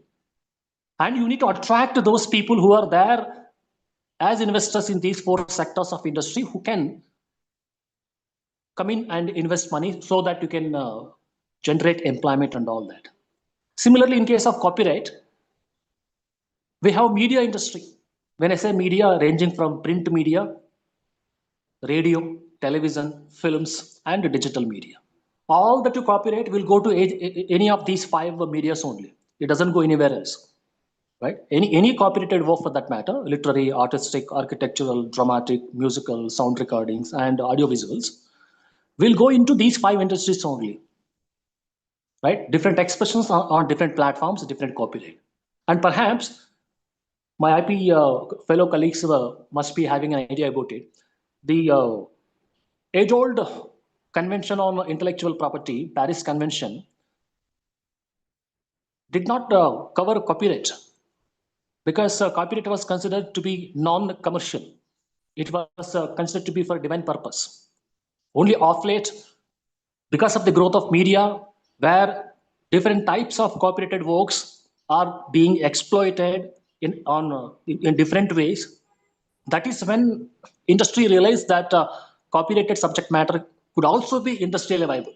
Now just imagine in the past 2 or 3 decades, how many television channels we have? In each and every language, minimum 100 channels are there, right? India is a land of languages, right? More than 20 languages are being recognized as official languages, excluding Hindi and English. So as many as 25 different languages, you have television channels. So each 100 channels means 2,500. How many people are employed over there? And all that gets exploited there, executed there, presented there, telecasted there, broadcasted there is coming from your copyright field. Of course, nowadays print media is going down because people are getting digital media on their mobiles only. They get news and all that.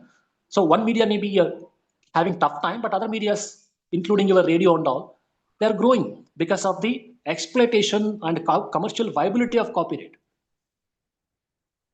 20 years back, 25 years back, or earlier to your globalization and all, it was not the scenario. Media was confined to more or less radio and newspapers.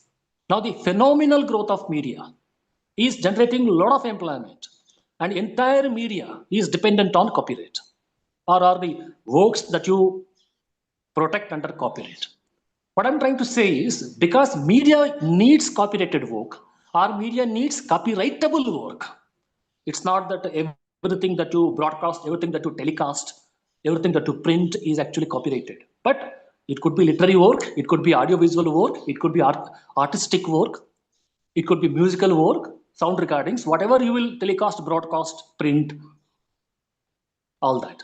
Right? So whatever happens in all the 5 medias is nothing but these 7 subject matter of copyright only, whether you protect it or not. Of course, you need not protect copyright because it is a natural right. The moment you create something, it becomes yours. The point is, because of the growth of media industry, there is a demand for copyrightable subject matter. And earlier also there were copyrights. For example, Shakespeare works or R.K. Narayan's works, Picasso, painting and all, these things were never copyrighted. But even today, everybody knows who they are and nobody will try to copy it. Registration of copyright is a recent phenomena, and especially aftermath of globalization, because of the growth of media, because same copyright can be exploited in all the 5 medias. That could be 5 different copyrights, because 5 different expressions, 5 different platforms and all that. So media industry, which is connected with copyright, it is generating employment by exploiting copyrightable works. When it comes to trademark, trade and commerce industry in general, because it is them who will try to spell out their business identity through using a sign or symbol. People use trademark, business people use trademark to mark their identity in the market, in any given market. Business people use a trademark to attract consumer.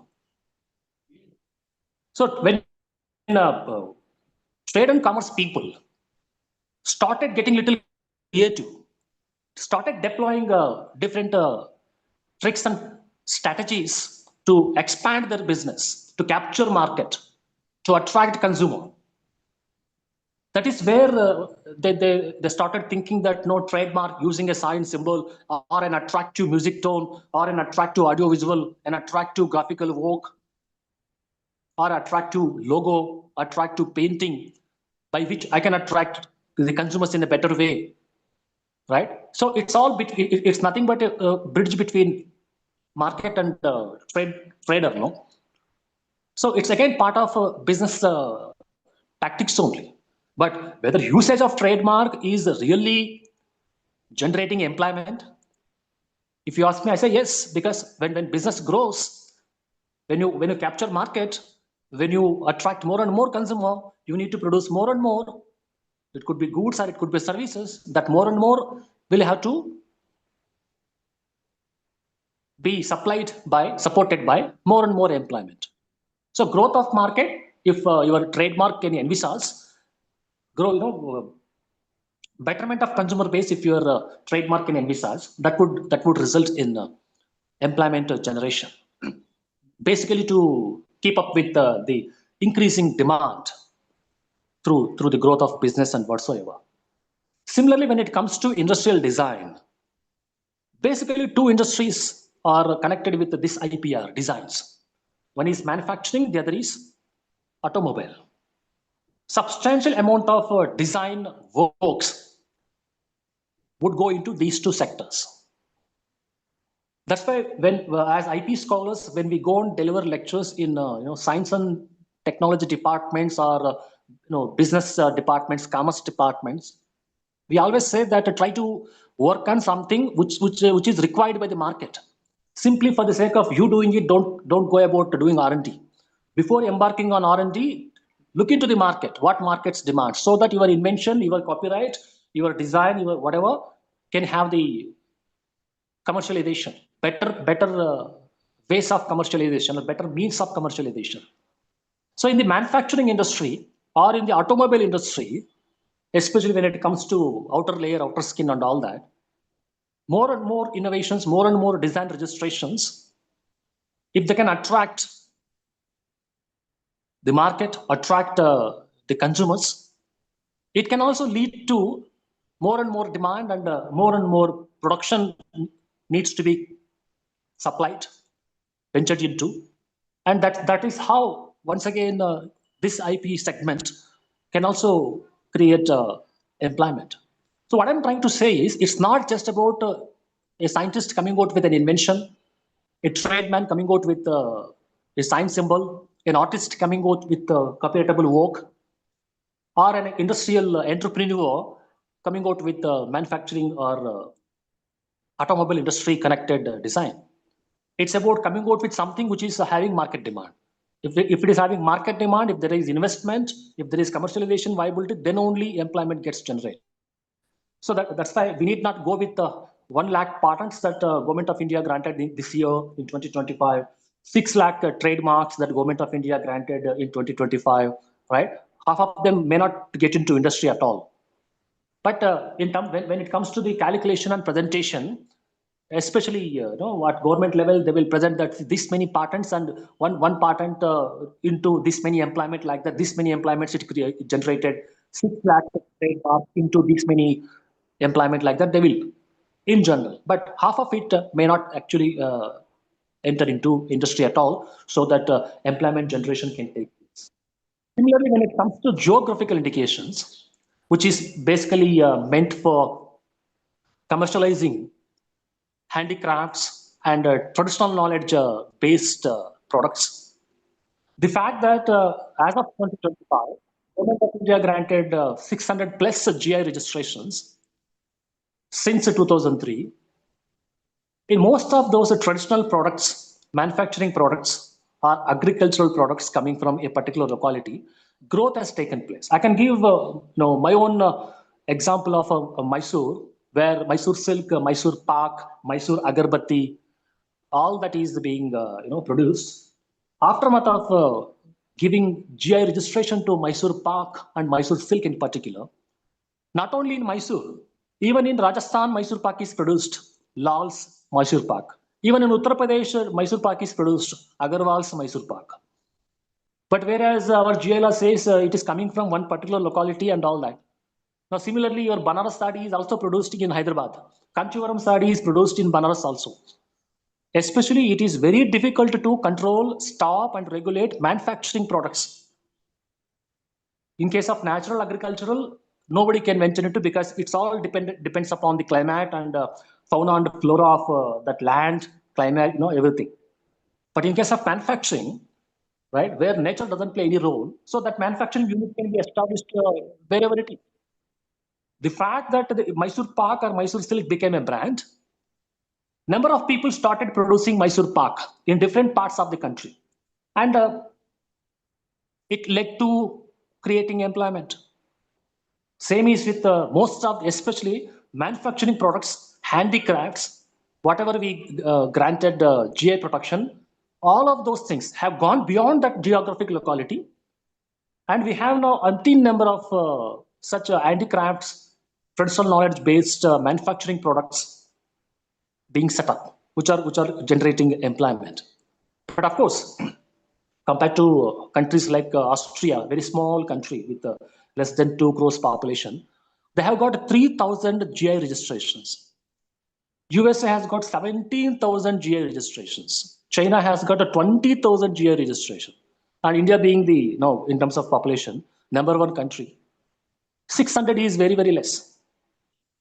Of course, that one product, one district, one product, by virtue of which, all the 560 odd districts that we have in this country, beyond the GI I'm talking about, there also some branding has taken place in order to push the marketability, commercialization of those products which are special in that particular district. So now 565 odd or whatever districts that we have and 600 GIs put together more or less roughly 1,200 locality specific products we are promoting through IP or whatever. And once it becomes a brand, people start producing it, elsewhere as well. And because we have that psychology mindset that we go for brand factory only, right? Because we believe that the brand will give quality and we will have satisfaction. Whether it is real or not, that's a different story. But our mindset is like that. So when our mindset is like that, so once it becomes a brand, right, that branding will lead to merchandising, and that merchandising will lead to employment generation in the GI sector. And of course, the plant variety sector, as a couple of the other two speakers were also mentioning about it, the weakest IP segment and all that, of course, which serves the agrarian economy, where 60% of our employment is actually based. 60%, as I mentioned in the beginning, 60% of Indian population they find agriculture for their employment. And for plant variety, agriculture is the industry. Of course, agriculture is not recognized as industry because of commercial reasons. The moment you are declared as industry, you need to pay tax. But now agriculture is tax-free. Even if you are having 100 acres of agriculture land, right? Unlike industrial capital investment and all, or industrial income or personal income, whatever, through salaries and all, the taxing is different for that. That may be one among the reasons why agriculture has not been declared as industry in India, unlike US and all. That's the reason why plant variety is a industrial property in the US and all. Plant variety is a community IPR in India because we try to empower communities through geographical indications and plant varieties. We try to provide employability to communities, traditional communities through GI. We try to provide employability to farming folks, agrarian folks through plant variety innovation whenever it is having some or the other inputs to be given to agrarian economy. Of course, that's the reason why alongside plant variety, we also recognize a farmer's variety by following whatever traditional methods. If the farmers are coming out with a new farmer's variety, that also, if it is commercially viable, that can also be registered.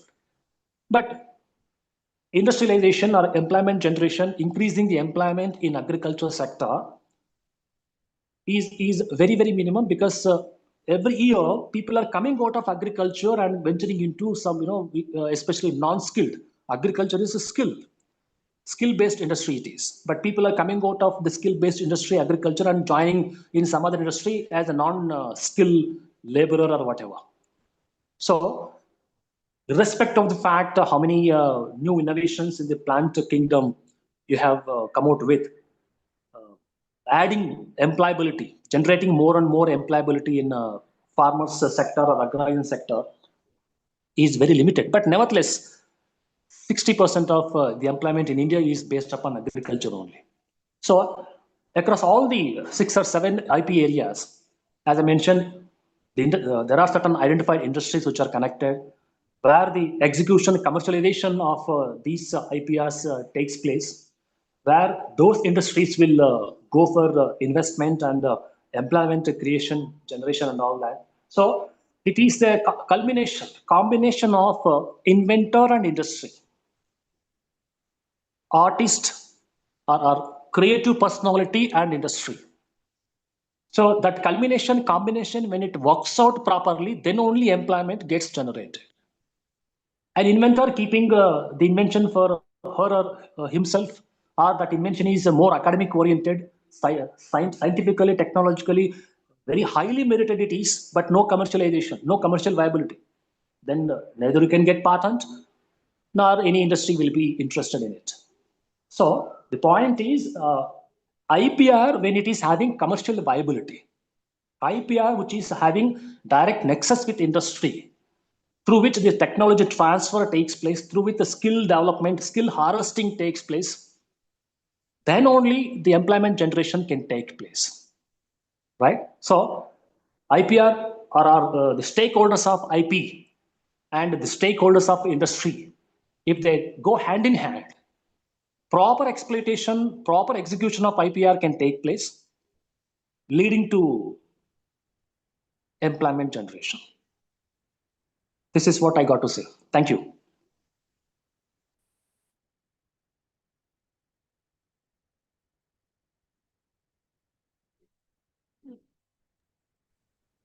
Thank you, sir. Thank you so much for your comprehensive insights to the topic.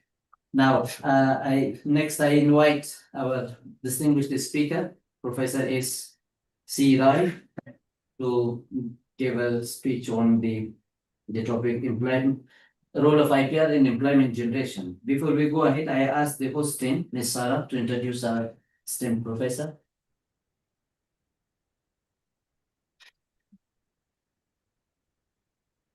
Good evening, everyone.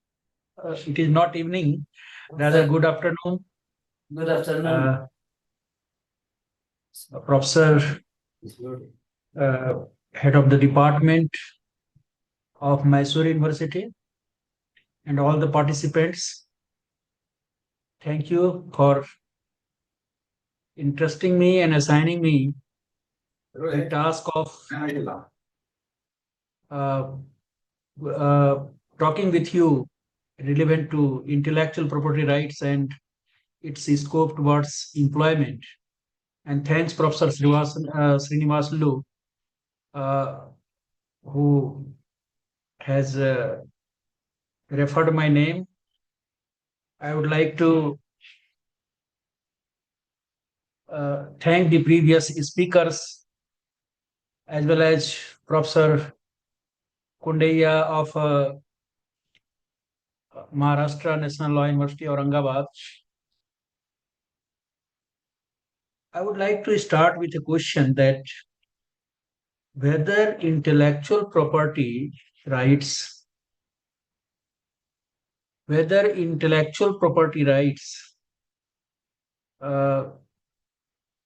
creates job, or whether it is for employment. I would like to take back to the audience 20 years ago, that intellectual property rights was known for only for the protection of the creative work. And even today, our intellectual property laws are in the nature of protection to the rights of the creators. It has nothing to do with the employment. Nowhere it is mentioned that it will generate employment. So intellectual property rights means a creation of human mind which shall be protected. But one thing that property and rights, two terms are here. Intellectual, clearly it is a creation of human mind. And property means generally people say that is a thing, but here jurisprudentially property means rights in a thing. So when a person invests labor, skill, and judgment, he creates rights in that creation, and therefore it is property.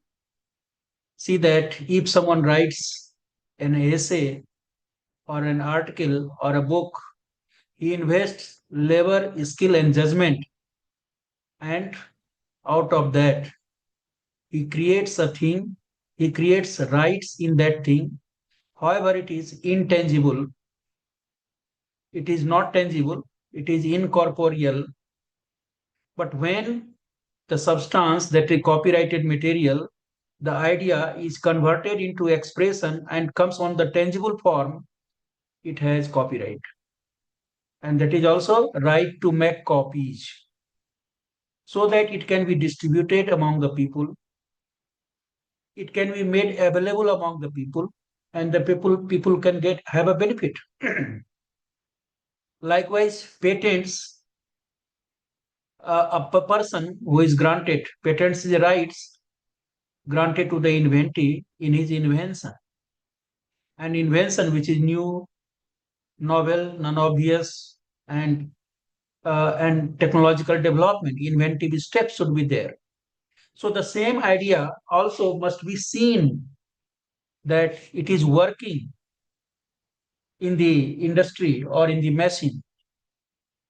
So wherever we see that even trademark is a mark, letter, number, figure, and that shows the source, who is the owner, and it is used on the goods and services, and consumers believe that the source, the commodity is of standard one, the owner maintains the standard, purity, and everything, and therefore people purchase those things. So the intellectual property is concerned with protection of the rights, so that the rights should not be infringed by anybody else. It is protected against the infringement of the rights. And therefore, we the law students, we the teachers or legal fraternity, we are concerned with the protection of the intellectual property and our protection against infringement, and therefore we move towards litigations. And in the court, our advocates, they protect the clients, those who are the creator of intellectual property. But here the topic and the issue is that what is the role of intellectual property in the creation of employment? This is nothing but a second generation, we can say, or third generation of the thought that earlier intellectual property, it is known also as industrial property. Trademark, copyright, patents, trademark, industrial design, they are known, or nowadays layout design, integrated circuit, they are known as the industrial property. Whereas another property is also, that is the, as our Professor Srinivas was saying, that geographical indications, traditional knowledge, plant varieties and farmers' rights, biodiversity, all these are under community intellectual property, because the community has the rights and they are the natural property. However, the community are well versed in those areas. So industrial property and community property together, whether they are in a position to whether they are in a position to create or generate employment? Because now we are in a phase that we are on the path of moving path of generating employment. We are going to be the third economy in the world. Therefore, we want a developed nation by 2047. So, therefore, we have a great task. And in that task, it is a task upon the intellectual property creators, analysts, the teachers, students, advocates, entrepreneurs, everyone, that how can they speed up in the generation of the jobs and what can they do? I would like to draw your attention that in 2016 we have National Intellectual Property Policy, and 7 points has been created in those intellectual property policy. And the first one is that IPR awareness and outreach promotion programs. Here I have been, DPIIT chair in Patna, and I am the DPIIT IPR chair professor also. And when I move to the villages and do empirical research, many people are not aware of what is intellectual property, what is copyright, what is patent, what is design. Many, around 70-80%, I can think that the population is not knowing. Some of the people in urban areas or those who are reading or learning or educated, they use the word patent, but technically they do not know. And this is why the first policy is awareness program. And this awareness program is one of the mechanism, one of the most important tool towards the generation of the employment, So I think that this first policy awareness program, if more and more people will be aware of towards the intellectual property, then there will be employment generation. Once 3-4 years ago, I was invited to deliver a lecture in A.N. Sinha College. Among the audience, one student asked me that, sir, I have a hobby of sketching. How can I, or where can I register? Another student said that, sir, I have hobby of photography. How can I earn money out of that? See that. One said that I have hobby of writing poems, writing stories. How can I earn out of that? So awareness, not only that what are intellectual properties, rather copyright, patents, trademark, design, so many things are there. Then, but how can they register and how can they commercialize? And in this way, they can earn money. And here again, self-employment. Employment does not mean that government job. Employment does not mean that only one can have a office job. Rather, employment means business propagation, creativity, and commercialization. So, how can they do? Here is a problem that we require. And if we do that, really there will be employment generation, our economy will grow, and we will be in a position to achieve third, superpower economy in the world. Second is that the generation of IPR. Generate IPR. You see that public funded intellectual property rights bill of 2008 could not be passed in the parliament. It was brought during the regime of Kapil Sibal sir, but could not pass. What was the reason? The policy was that the university should be connected with the industries. Curriculum should be developed accordingly.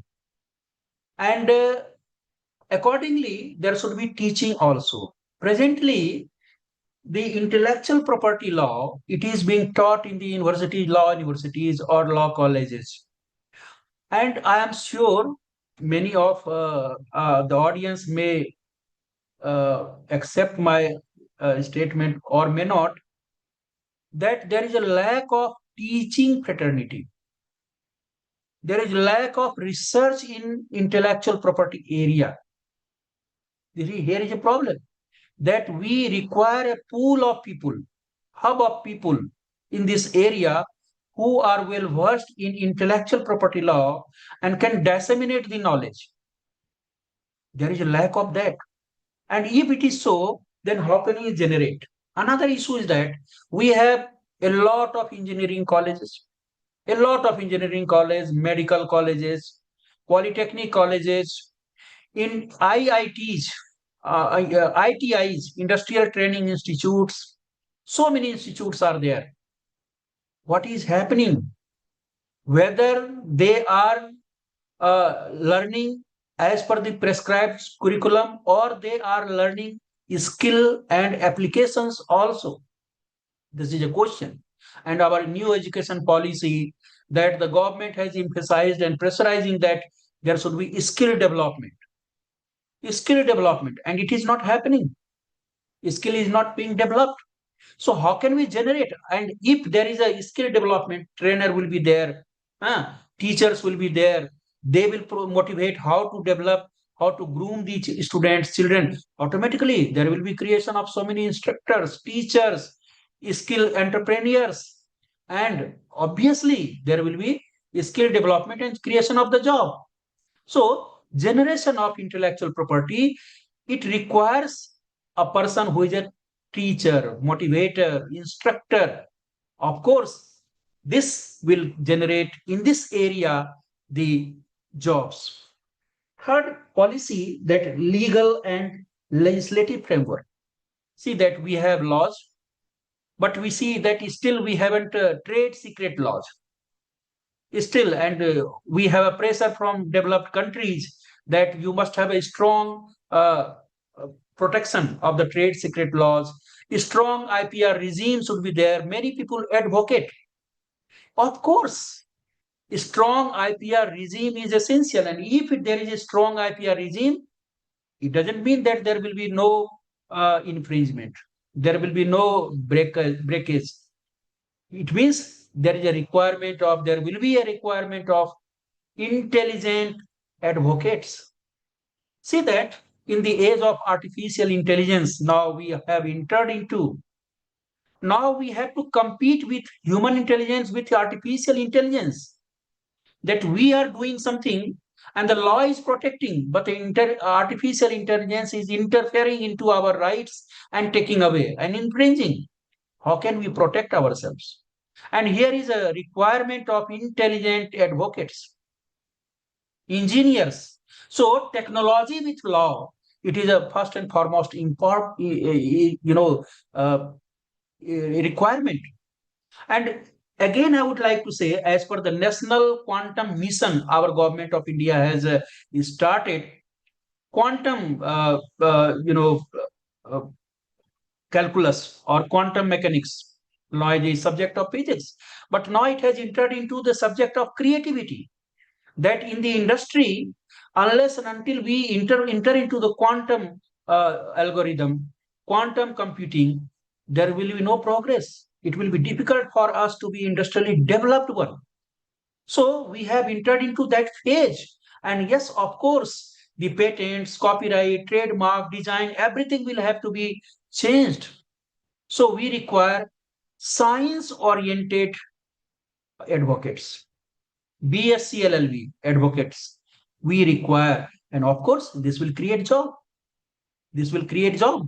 So legal framework, it was essential, it is essential, and in coming future, it will be a very, very significant one in the era of artificial intelligence and quantum calculations, quantum mechanics. Administrative and management, we have everything. As I can draw the attention that earlier we had a FERA Act, Foreign Exchange Regulation Act, but now we have a FEMA, Foreign Exchange Management Act. Why there is a shift? The reason behind is that the shift is that earlier we had shortage of foreign exchange, but now we have a pouring of foreign exchange. Therefore, we have to manage. We have abundance of money. As you see that the government has started freebies. From where? It is because the taxpayers' collections and the earning. Therefore, we are not in a deficit. We have surplus. Therefore, we have to manage. So, yes, of course, there is a intellectual property creation every day, everywhere. But at the same time, how to manage, how to transfer the technology, how to use it, as climate change is the biggest issue. But whether we are in a position to develop technology or whether we are depending upon the north only, so we have to generate, create, and protect also. Commercialization, the same thing, that if we have a knowledge, awareness, but we must have a skill and support how to commercialize.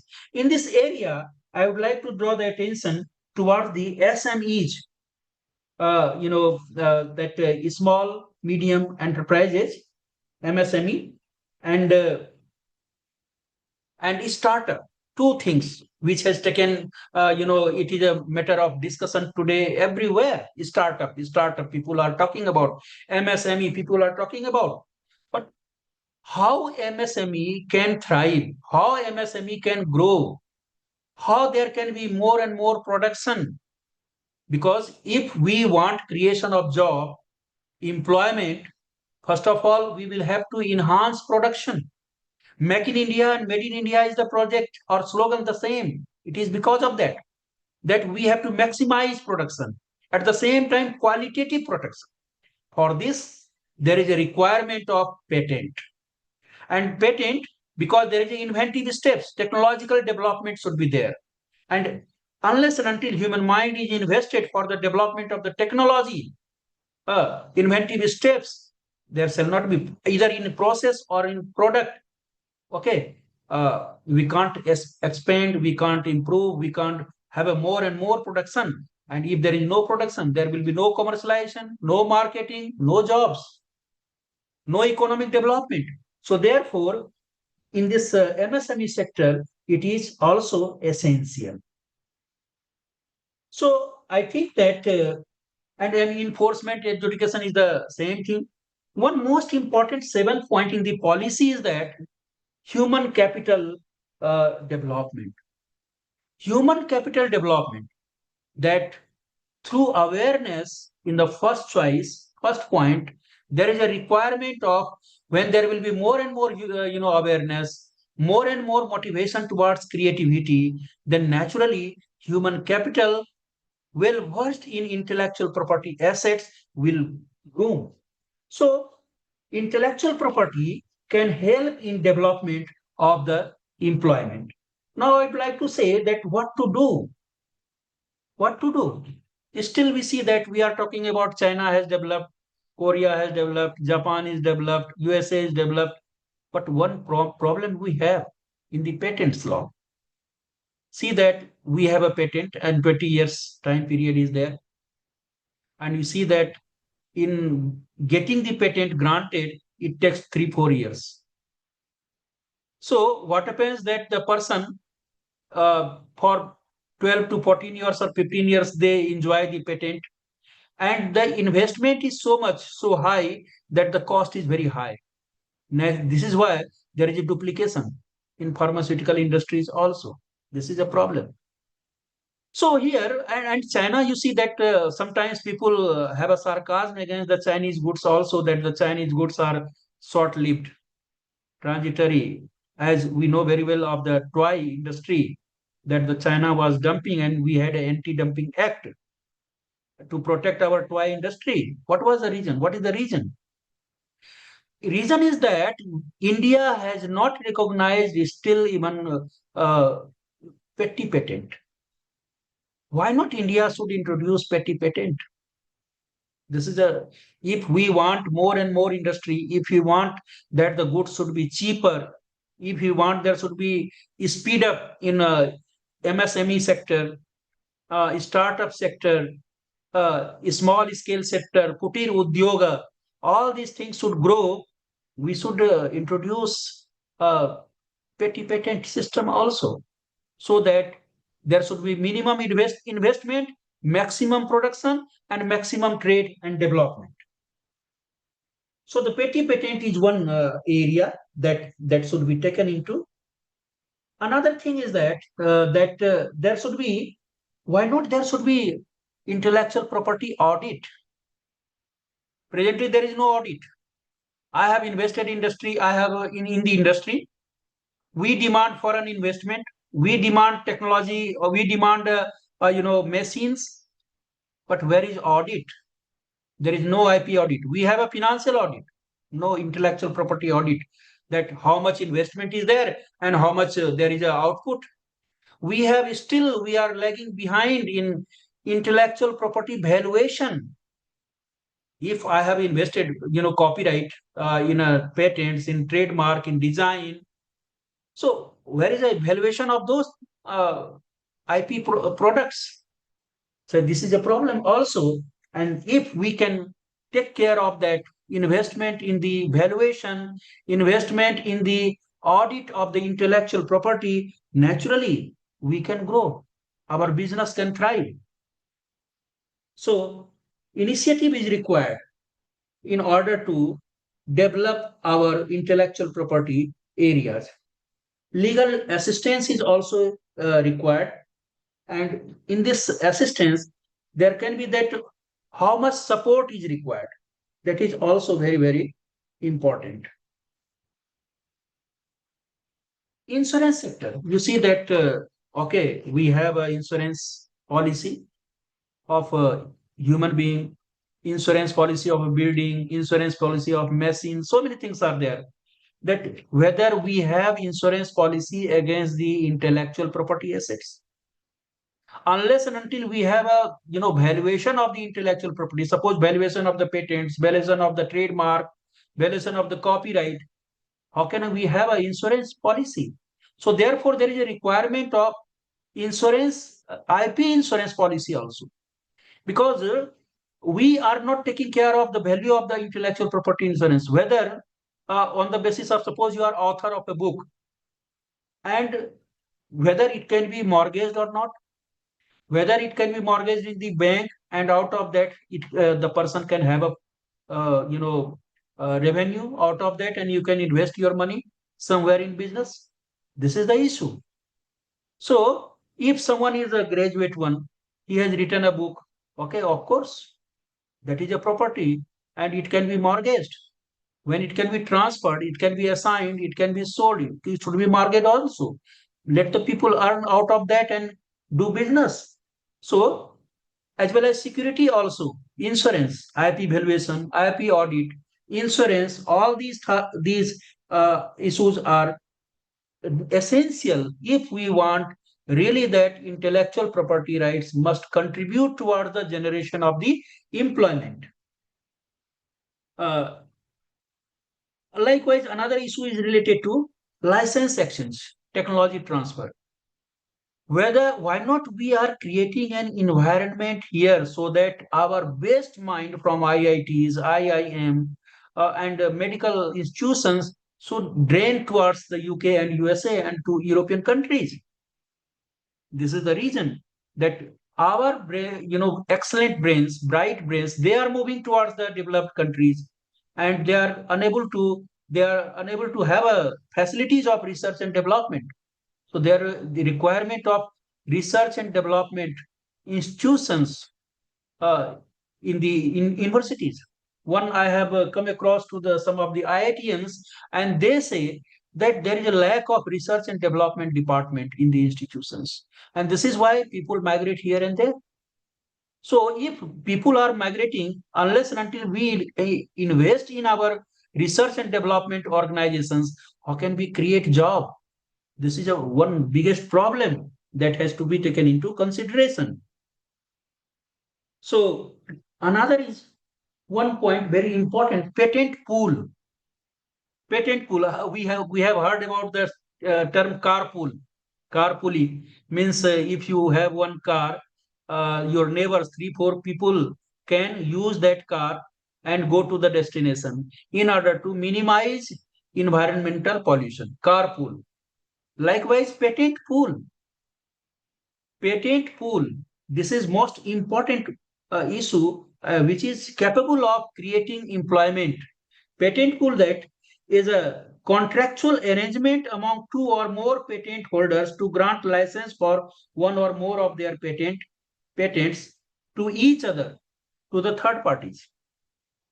If 2-3 people have a patents, they can provide patent to somebody else. They can motivate other people also, and in this way, the employment can be generated, wealth can be generated, business can be generated, and of course, employment can be generated. So the patent pool system is not available. Another thing is also very, very important, that yes, we are getting registration of the patent. Okay.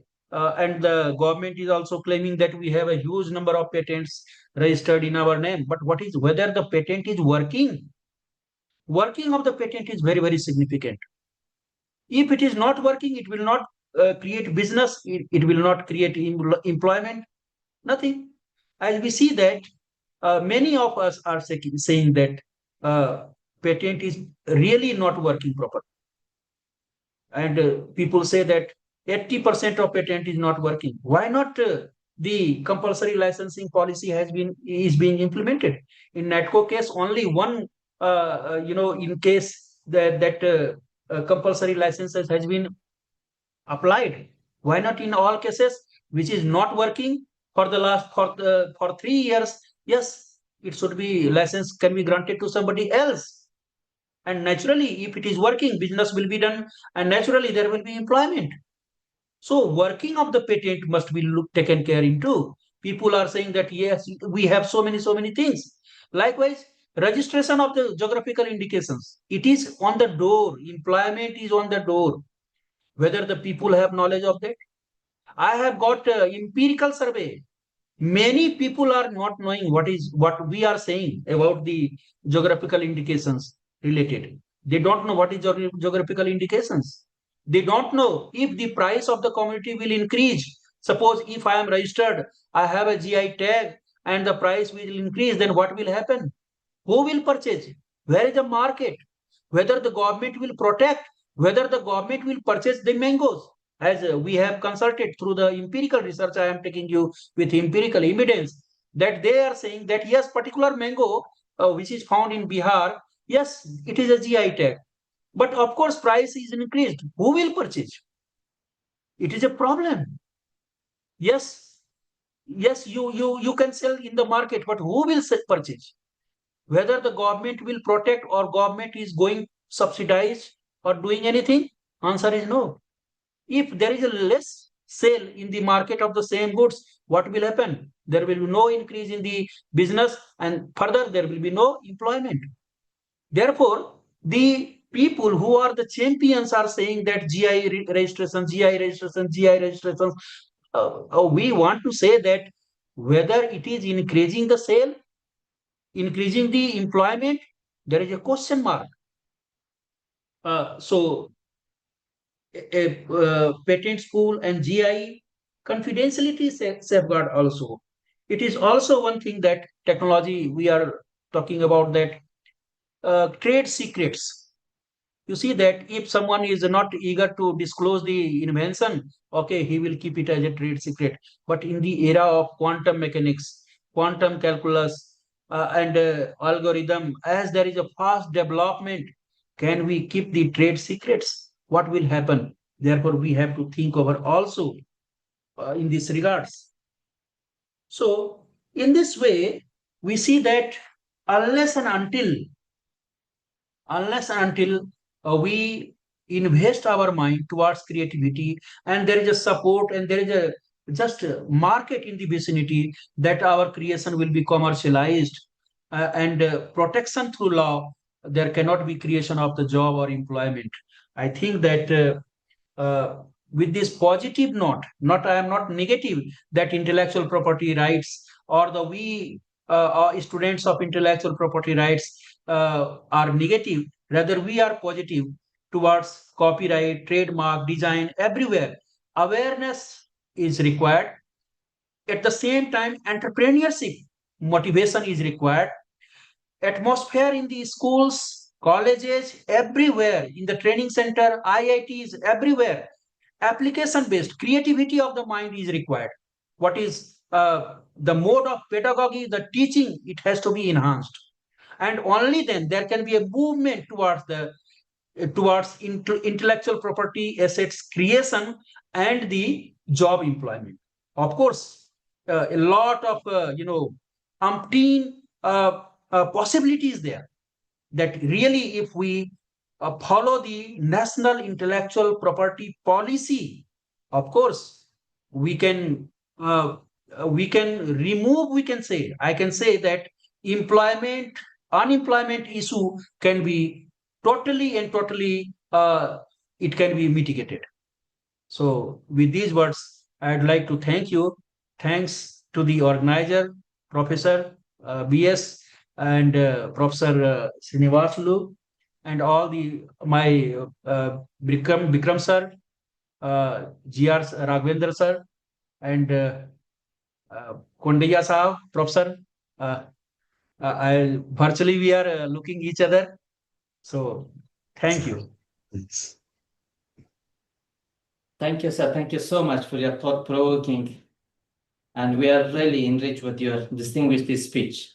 So we are extremely sorry for the technical issue. We could not introduce you in the first. Now I would like to request my teammate to introduce you. Then we will move to the next speaker. Ms. Sarah first introduce Professor C. Roy. Yeah. I have to introduce myself. No, where? No, No, sir. a host to introduce. Problem. Myself, I am a. Sir, I will, excuse me, sir. Yeah. I will be introducing you, sir. Because of the technical issue, I couldn't introduce. There was a network issue. No problem. Yes. Yeah, please proceed. Okay. It is an honor to introduce our distinguished speaker, Professor Dr. Subhash Chandra Roy, a leading academician and legal scholar, currently serving as the Dean of Research and Development and Director of the Center for Innovation Research and Facilitation in Intellectual Property for Humanity and Development at Chanakya National Law University, Patna. With over 2 decades of academic experience and a multidisciplinary foundation in law and English literature, Dr. Roy is a renowned expert in intellectual property rights, legal education, and social legal research. His scholarly contributions include authorship and editorial work on numerous books, such as Lectures on Intellectual Property Law, An Analytical Study of IPR in India, and Oscar Wilde, Legal Wits and Conversation. He has published extensively in reputed national and international journals and has presented research in over 100 seminars and conferences both in India and abroad. Dr. Roy has held several key academic leadership roles, including serving as the Internal Quality Assurance Cell Coordinator, Academic and Research Coordinator, and Mentor Mentee University Coordinator. He has also supervised and evaluated a significant number of LLM, PhD, and LLD dissertations, reflecting his deep commitment to mentoring the next generation of legal scholars. He has represented India on global academic platforms, including conferences in Singapore and Malaysia, and collaborated with institutions such as Northumbria University, UK, and various national law universities. His outreach extends across disciplines from law to environmental science, public administration, and pharmaceutical education, reflecting his passion for interdisciplinary and socially responsive legal research. We are privileged to have Professor Dr. Roy with us today. His insights into intellectual property, academic innovation, and legal pedagogy will be of immense value to our discussion. Thank you, sir. Thank you. Thank you. I have presented already that we have a lot of opportunities, we have a lot of scope. If really we implement the national IPR policy perfectly, honestly, not only perfectly, honestly, if we implement, and really we can achieve the goal of employment and maximum employment issues can be fulfilled. I would like to add just in the last, because our next Professor Kondaya sir is also waiting. Sir, I am taking just 1 minute No problem. from you. No, please. That IPAB, Intellectual Property Appellate Tribunal, has been deleted now. But and the parliamentary committee is also recommending that it should be restored. And one issue that I would like to say and leave upon the audience to think over, that Section 3K of the Patents Act 1970, that requires to be revisited also. It says that there shall not be any patenting of the abstract ideas, mathematical models, this, that. But you see that, what about the algorithm? Algorithm, it is, it is essential. Quantum calculus, it is essential for our next generation innovations. We have entered into, and we have national quantum mission also. All the developed countries, they have national quantum missions, and the government of India has invested thousands of crores in this area, although it is not enough, but it is presently enough. So therefore, we will have to look into Section 3K of the Intellectual Property Patents Act 1970, so that we can have more and more research, in the software area, and there can be more and more jobs. Because nowadays, what we are finding, that a lot of people, as we have 140 crores of population, lots of the students are coming. They are getting admission in the engineering colleges everywhere, but they are not getting job. Therefore, they have to develop. We have to groom. We have to groom, and they have to be develop themselves. That entrepreneurship. But how to develop entrepreneurship? Therefore, our teaching pedagogy has to be developed. We have to develop. We have to move towards quantum physics, quantum mechanics, so that we can create more and more patents, and more industries can be established. More and more foreign direct investment can be attracted, and job can be created, and only then we will be in a position to achieve the goal of developed nation by 2047. Thank you. Thank you, sir. Thank you so much. Now, we are also privileged to welcome Professor Kundaya, sir. I would like to request my host team to introduce her. Sir.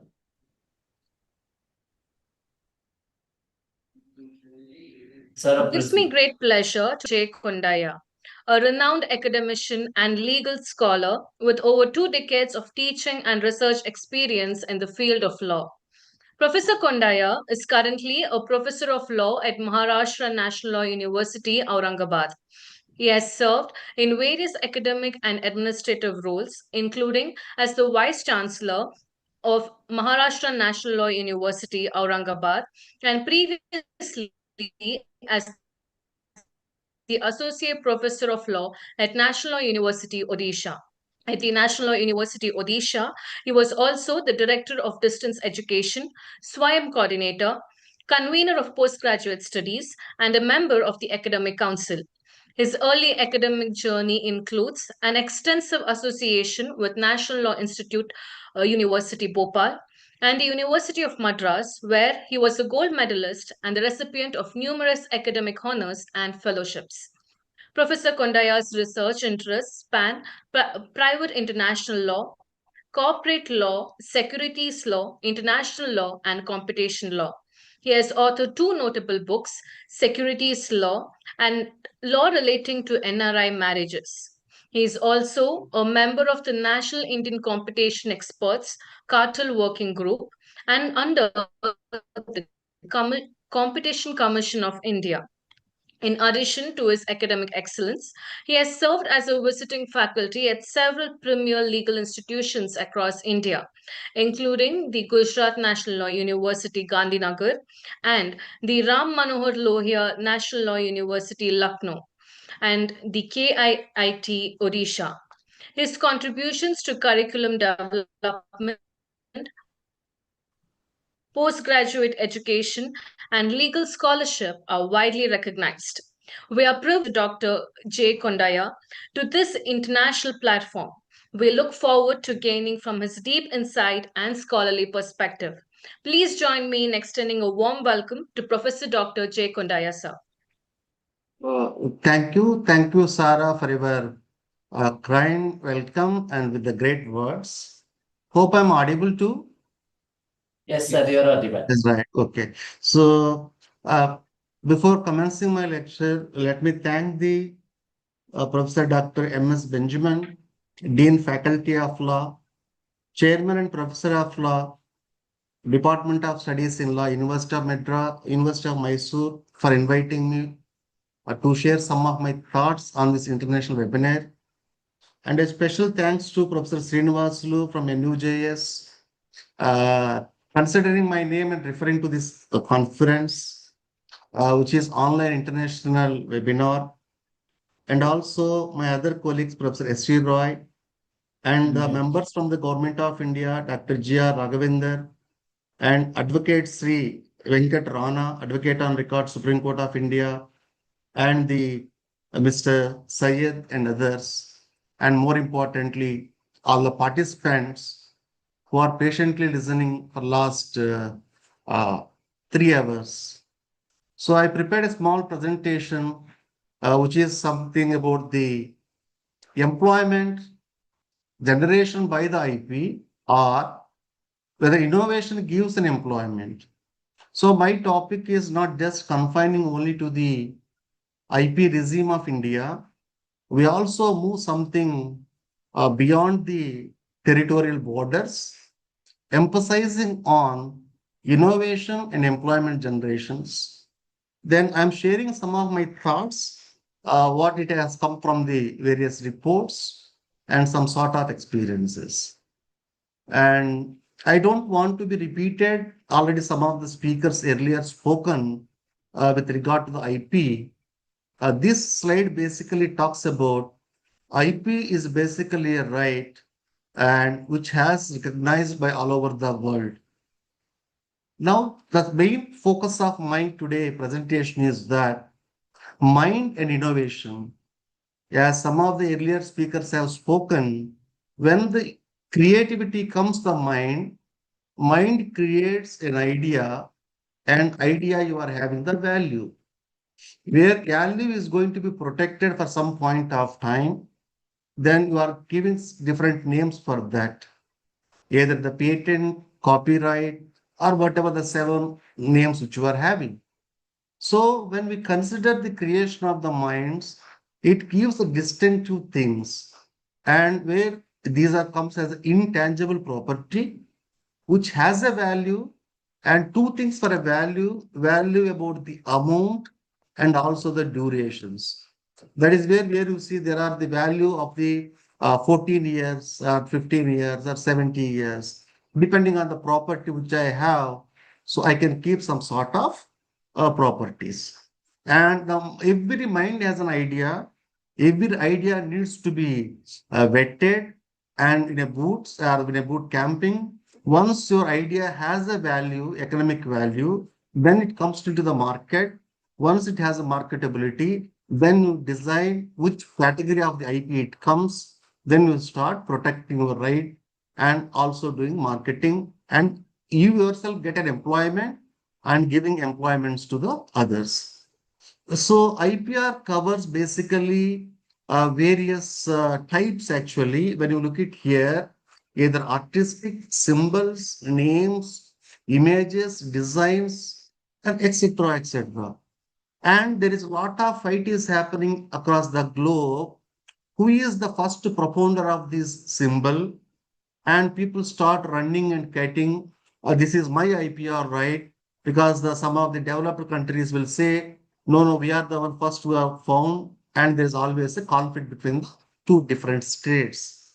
In search of that, we have created the rights with the different names, like the starting from the patent, trademark, copyright, trade secrets, GI, and the traditional knowledge, and so on. It's coming on the types of the property rights. But we look into the right, which is a very simple concept created by virtue of mind as well as the importance.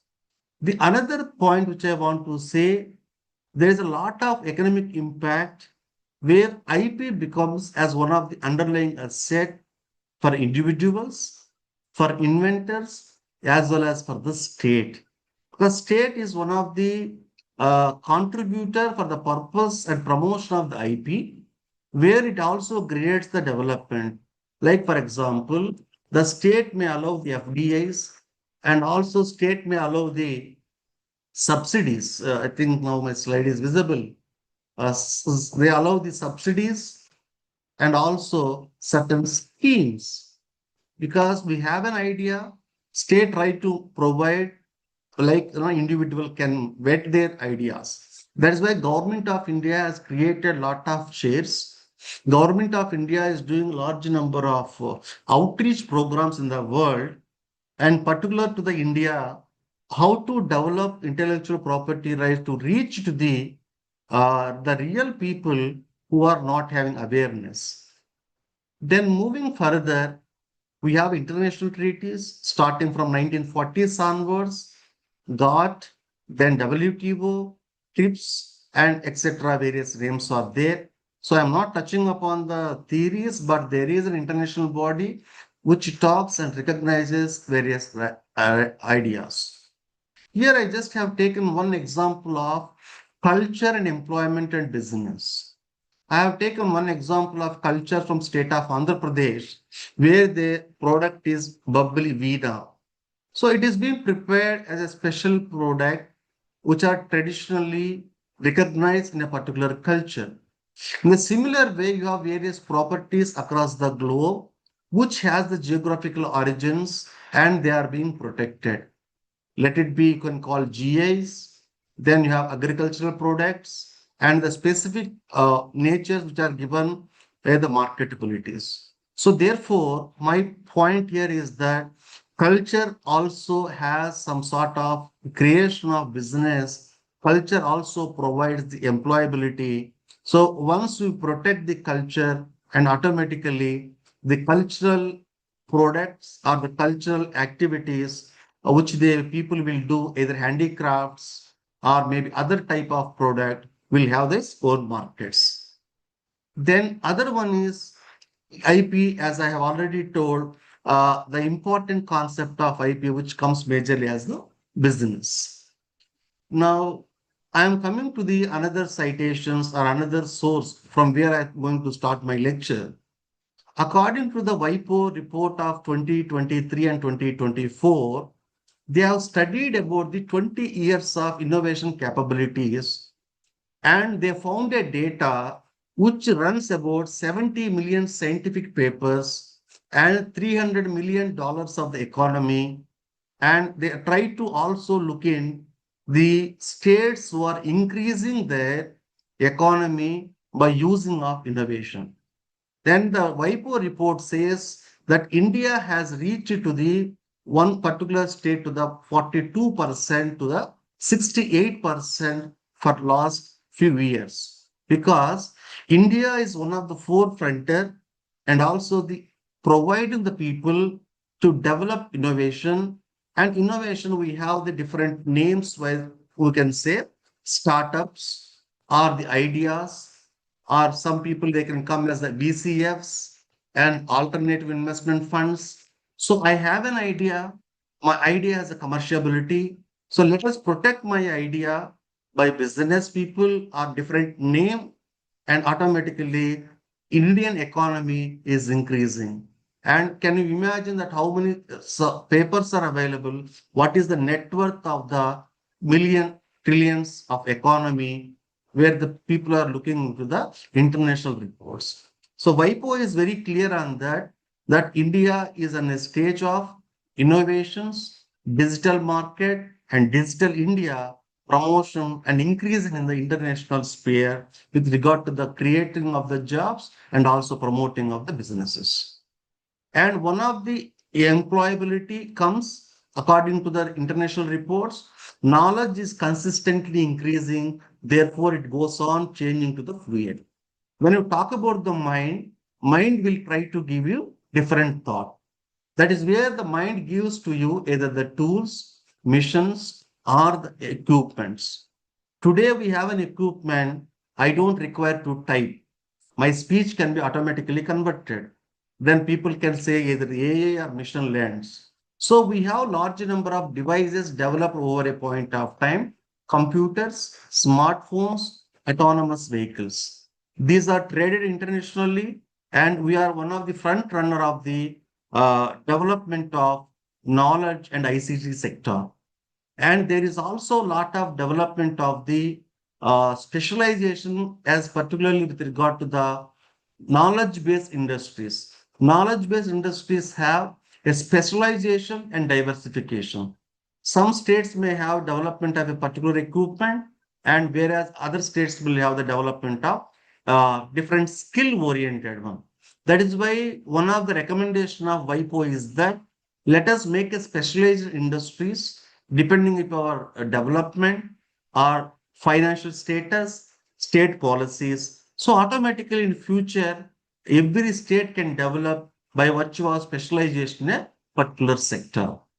And also they will put another one is domain of the agricultural sector. Here we are talking about some of the examples of Nairobi and Kenya, where they are more using about the technology and agri-techs. So agricultural technology has also taken by using of technology as well as the more production. This is one of the examples which I have taken with the example of Germany. So there is a special skill labor which require for a special type of product or in agriculture. So the study says there is also a mobility of a labor based upon a specific skill.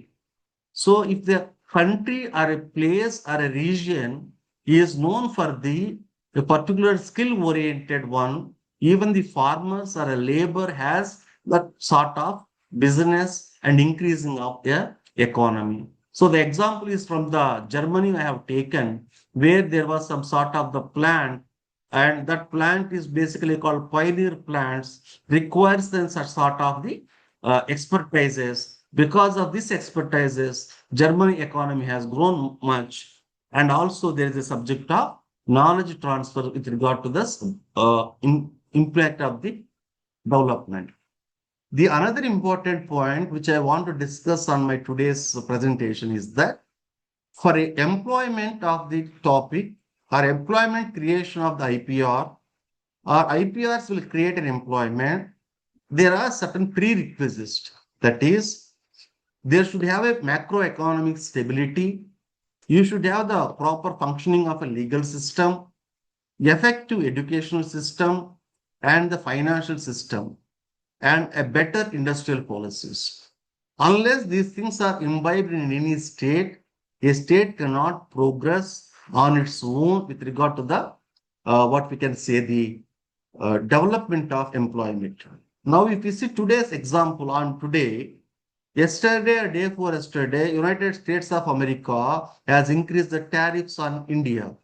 Now, the whole parliament today morning, we had a discussion about the tariffs. So where there is a tariffs and subsidies automatically targets on development and promotion of the business, and development and promotion of business interrelated to the creation of the employabilities. So every state requires, that is why in India we have another example of ease of doing business for the promotion of employability, then also development of MSMEs as well as SMEs.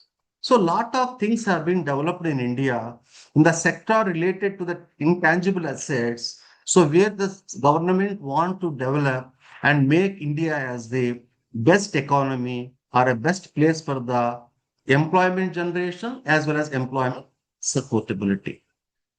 Now, specialized economies we are not looking. Then I'm coming to another example is agri-tech.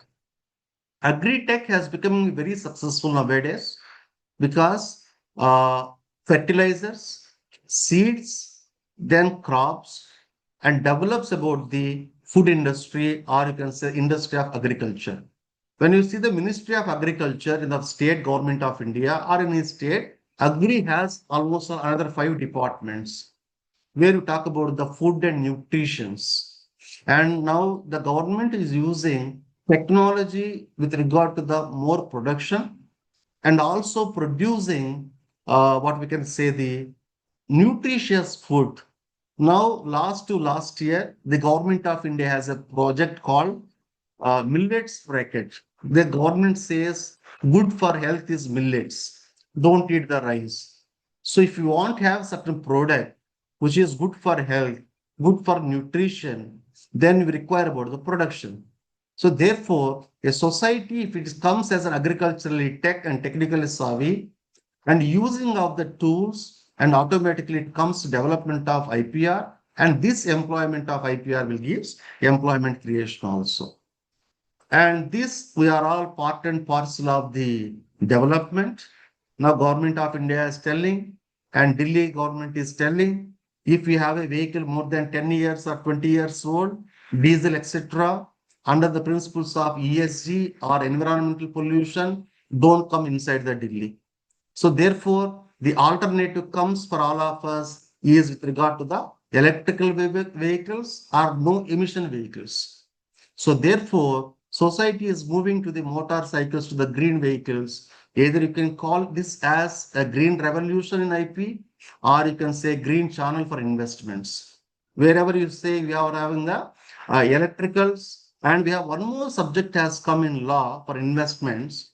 Just I want to put it for the students who are there. There is a subject called carbon credits and IP. Carbon credits basically says a creation of alternative energy, and this alternative energy is going to provide development of the state. So there is already a technology has come into the motor industry. So shifting to the batteries, lithium, and other electrical motors. So this makes us to the more products as well as with regard to the good and sustainable development, and as far as the future is concerned. This is one of the sector which I find very important for the upcoming years of the protection of rights with regard to the technology. Then another sector which is close to majority of us, video game industry and hub. Some of may be thinking how this video game is becoming as a business. And if you see the slide which I have taken from some WIPO source, video game is becoming a thriving creating sector and creating almost all 184 billions of US dollars in 2023. It has done a lot with regard to the computing and entertainment and different sectors. And this economic activity has become economic activity, located leisure and relaxation activities for many people, and the business has increased like anything in the world. So people, any shopping mall you enter, any place you enter, there are 2 to 3 floors are meant for the games. So revenue comes, people are creating entertainment. I was looking what are those games which are very famous, which are available.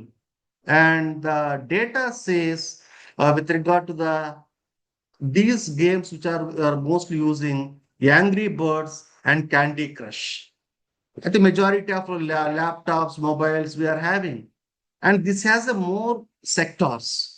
Though we pay for time pass, but there is somebody who created this app and there is somebody who is creating the business. As you can see in the slide, I was able to get from the available source where there is a international centers for the playing of video games. This example I have taken from the state of Poland and European countries and the USA. So people are very desperate, or people are becoming almost all addicted towards the game. Even when two people walk nowadays, they always look into the mobiles, they always look into the game. So therefore, this is another industry which has becoming as economic activity, creating huge revenue with regard to the video games are concerned and IP employment. Then this is also which you talk about the subsidiary development of video game. Like for example, consoles, PCs, mobiles, browsers, hardware, digital sets, then electronic sports, etc., becoming as another product of the IPR. So therefore, the more and more you create the product, the more and more you have the different hardwares. Now, if you go to the gym, or there are a lot of shops which are providing about the sports and industry, and we have the computers necessary for the playing of the game. So therefore, in international scenario, and we are all part and parcel of the system, and it is also promoting the business, and we are learning how to cope up with the international system. Now I'm coming to the India. So far, I have gone to the some of the data outside country. Now I thought of discussing what there in India. And this is the one of the model of GPU. So basically GPU stands with regard to the graphical product unit. We have in mobiles, we have in laptops and everywhere.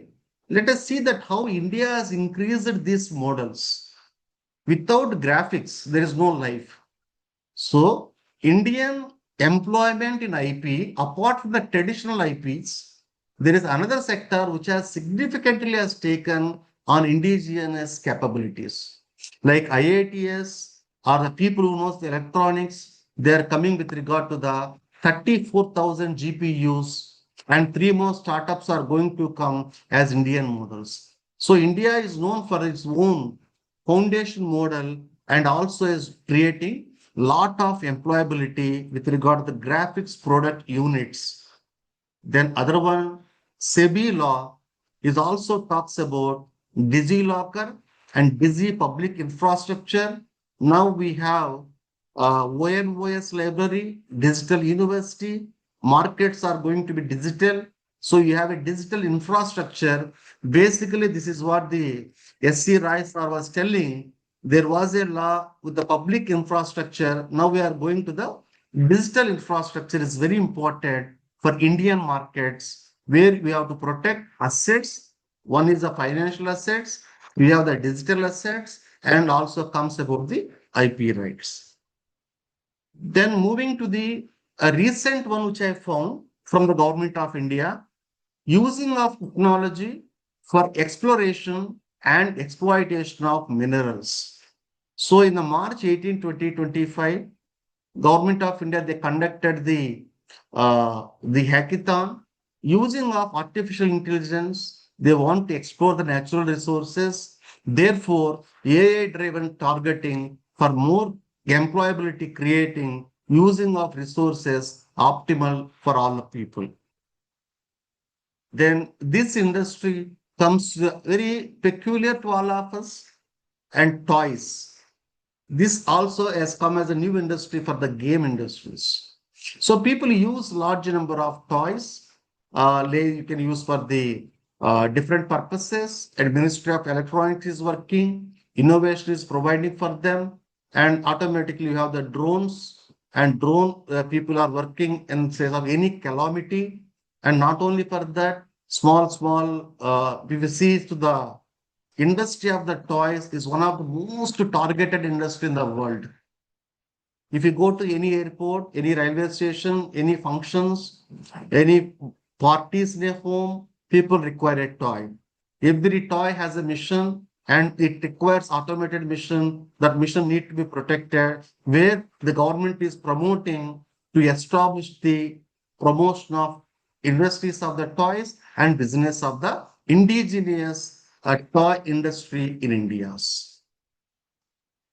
Then Digi services, and this I can take one example for all of us. No need to go anywhere. A single point of contact, either incorporation of business or doing of investments. So there is one place where all businesses are given. This is also promoted by Government of India, and the ease of doing a business, incorporation of companies like the Aadhaar number. Then you have the large number of products. So they provided the different processes they put into the digital sector. When you put in the digital electronic protection of, let us say, for example, circuits. Circuits are being protected under the patents. So where you have the circuits and industries, designs, so many laws are being involved. Instead of I'm going to the specific legislation, I'm putting as a digital innovation, creating an asset, and this asset is going to create an employability, and also give for the revenue for a state and promotion of the business. And coming back to the last slide of today, my discussion, now this is what given by the government of India in the time of innovation in the area of digital world, man from the cradle to the grave, we require digital identity. So therefore, none of us are being away from the mind, etc., or the creativity. So therefore, an unbroken, lifelong digital identity is stayed either eternal verification or cornerstone of virtual existence. People are going to the Mars, people are going to the space, we are being identified with the chips, not the electronic devices. This is what is happening in 2025, the line. And when we are looking for the 2047 Vikasit Bharat, so there may be some new world and new life. So to conclude in a positive note in this particular platform, that there is no doubt intellectual property rights are in the progressive of creation of employability and also creation of business and contributing a lot for the Indian economic development, in addition to this, and also international development of economy. Here, just I'm pausing my lecture or my presentation because I just came here to share some of my thoughts without repetition of previous speakers. So I'm extremely thankful for organizers for giving me this opportunity to share some of my thoughts on this international webinar. And also a thank to all participants who are patiently listening almost all in the 5 to 5:40, 30 minutes of my presentation. Thank you one and all for listening very patiently. Thank you, sir. Thank you so much for your unique and enriching speech on this topic. We conclude with this. I request the host team, Ms. Sarah Benjamin, to deliver the vote of thanks for today's program. Good evening to one and all present here. It is both an honor and a privilege to deliver the vote of thanks at the conclusion of this enriching international webinar on the role of intellectual property in employment generation, organized by the Department of Studies and Law, University of Mysore. At the very outset, I extend our deepest gratitude to our Chief Patron, Professor Dr. Lokanath N.K, Honorable Vice Chancellor of the University of Mysore, and our patron, Srimati M.K. Savita, KS, Registrar, University of Mysore, in their absence. Their constant encouragement, academic leadership, and institutional support have been instrumental in the successful conduct of this international webinar. A heartfelt thanks to our chief guest, Advocate Sri Vikrant Rana, advocate on record at the Supreme Court of India and managing partner at SS Rana and Company, New Delhi, for his illuminating address that bridged the legal and practical dimensions of intellectual property law with employment generation. We are also deeply grateful to our guest of honor, Dr. G.R. Raghavendra, Senior Consultant and former Joint Secretary at DPIIT, Ministry of Commerce and Industry, Government of India, for sharing his valuable insights and experiences from the policy making front. Our sincere appreciation goes to our keynote speaker, Professor Dr. Srinivasalu N.S., Professor of Law at National University of Juridical Sciences, Kolkata, for his scholarly presentation that set the tone for today's deliberations. We also thank our distinguished speakers, Professor Dr. Subhash Chandra Roy of Chanakya National Law University, Patna, and Professor Dr. J. Kondaya of Maharashtra National Law University, Aurangabad, whose academic contributions added rich perspectives to the discourse on IPR and its employment potential. A special note of gratitude to Professor Dr. M.S. Benjamin, Dean, Faculty of Law, and Chairman, Department of Studies in Law, for his visionary leadership as the organizing secretary. And to Mr. Syed Kudrat Hashmi, PhD scholar and coordinator of this webinar, for his tireless effort in planning and executing this event with great precision. Most importantly, we extend our sincere appreciation to the entire technical team for ensuring smooth streaming, connectivity, and technical support throughout this webinar. Your efforts, though invisible to many, were crucial to the success of this event. To all our attendees from academia, legal practice, policy circles, and the student community, thank you for your presence and participation. Let us take forward the insights gained today to strengthen the role of intellectual property as a tool for innovation and inclusive employment. Thank you once again and wishing everyone a pleasant evening. Thank you so much, Madam.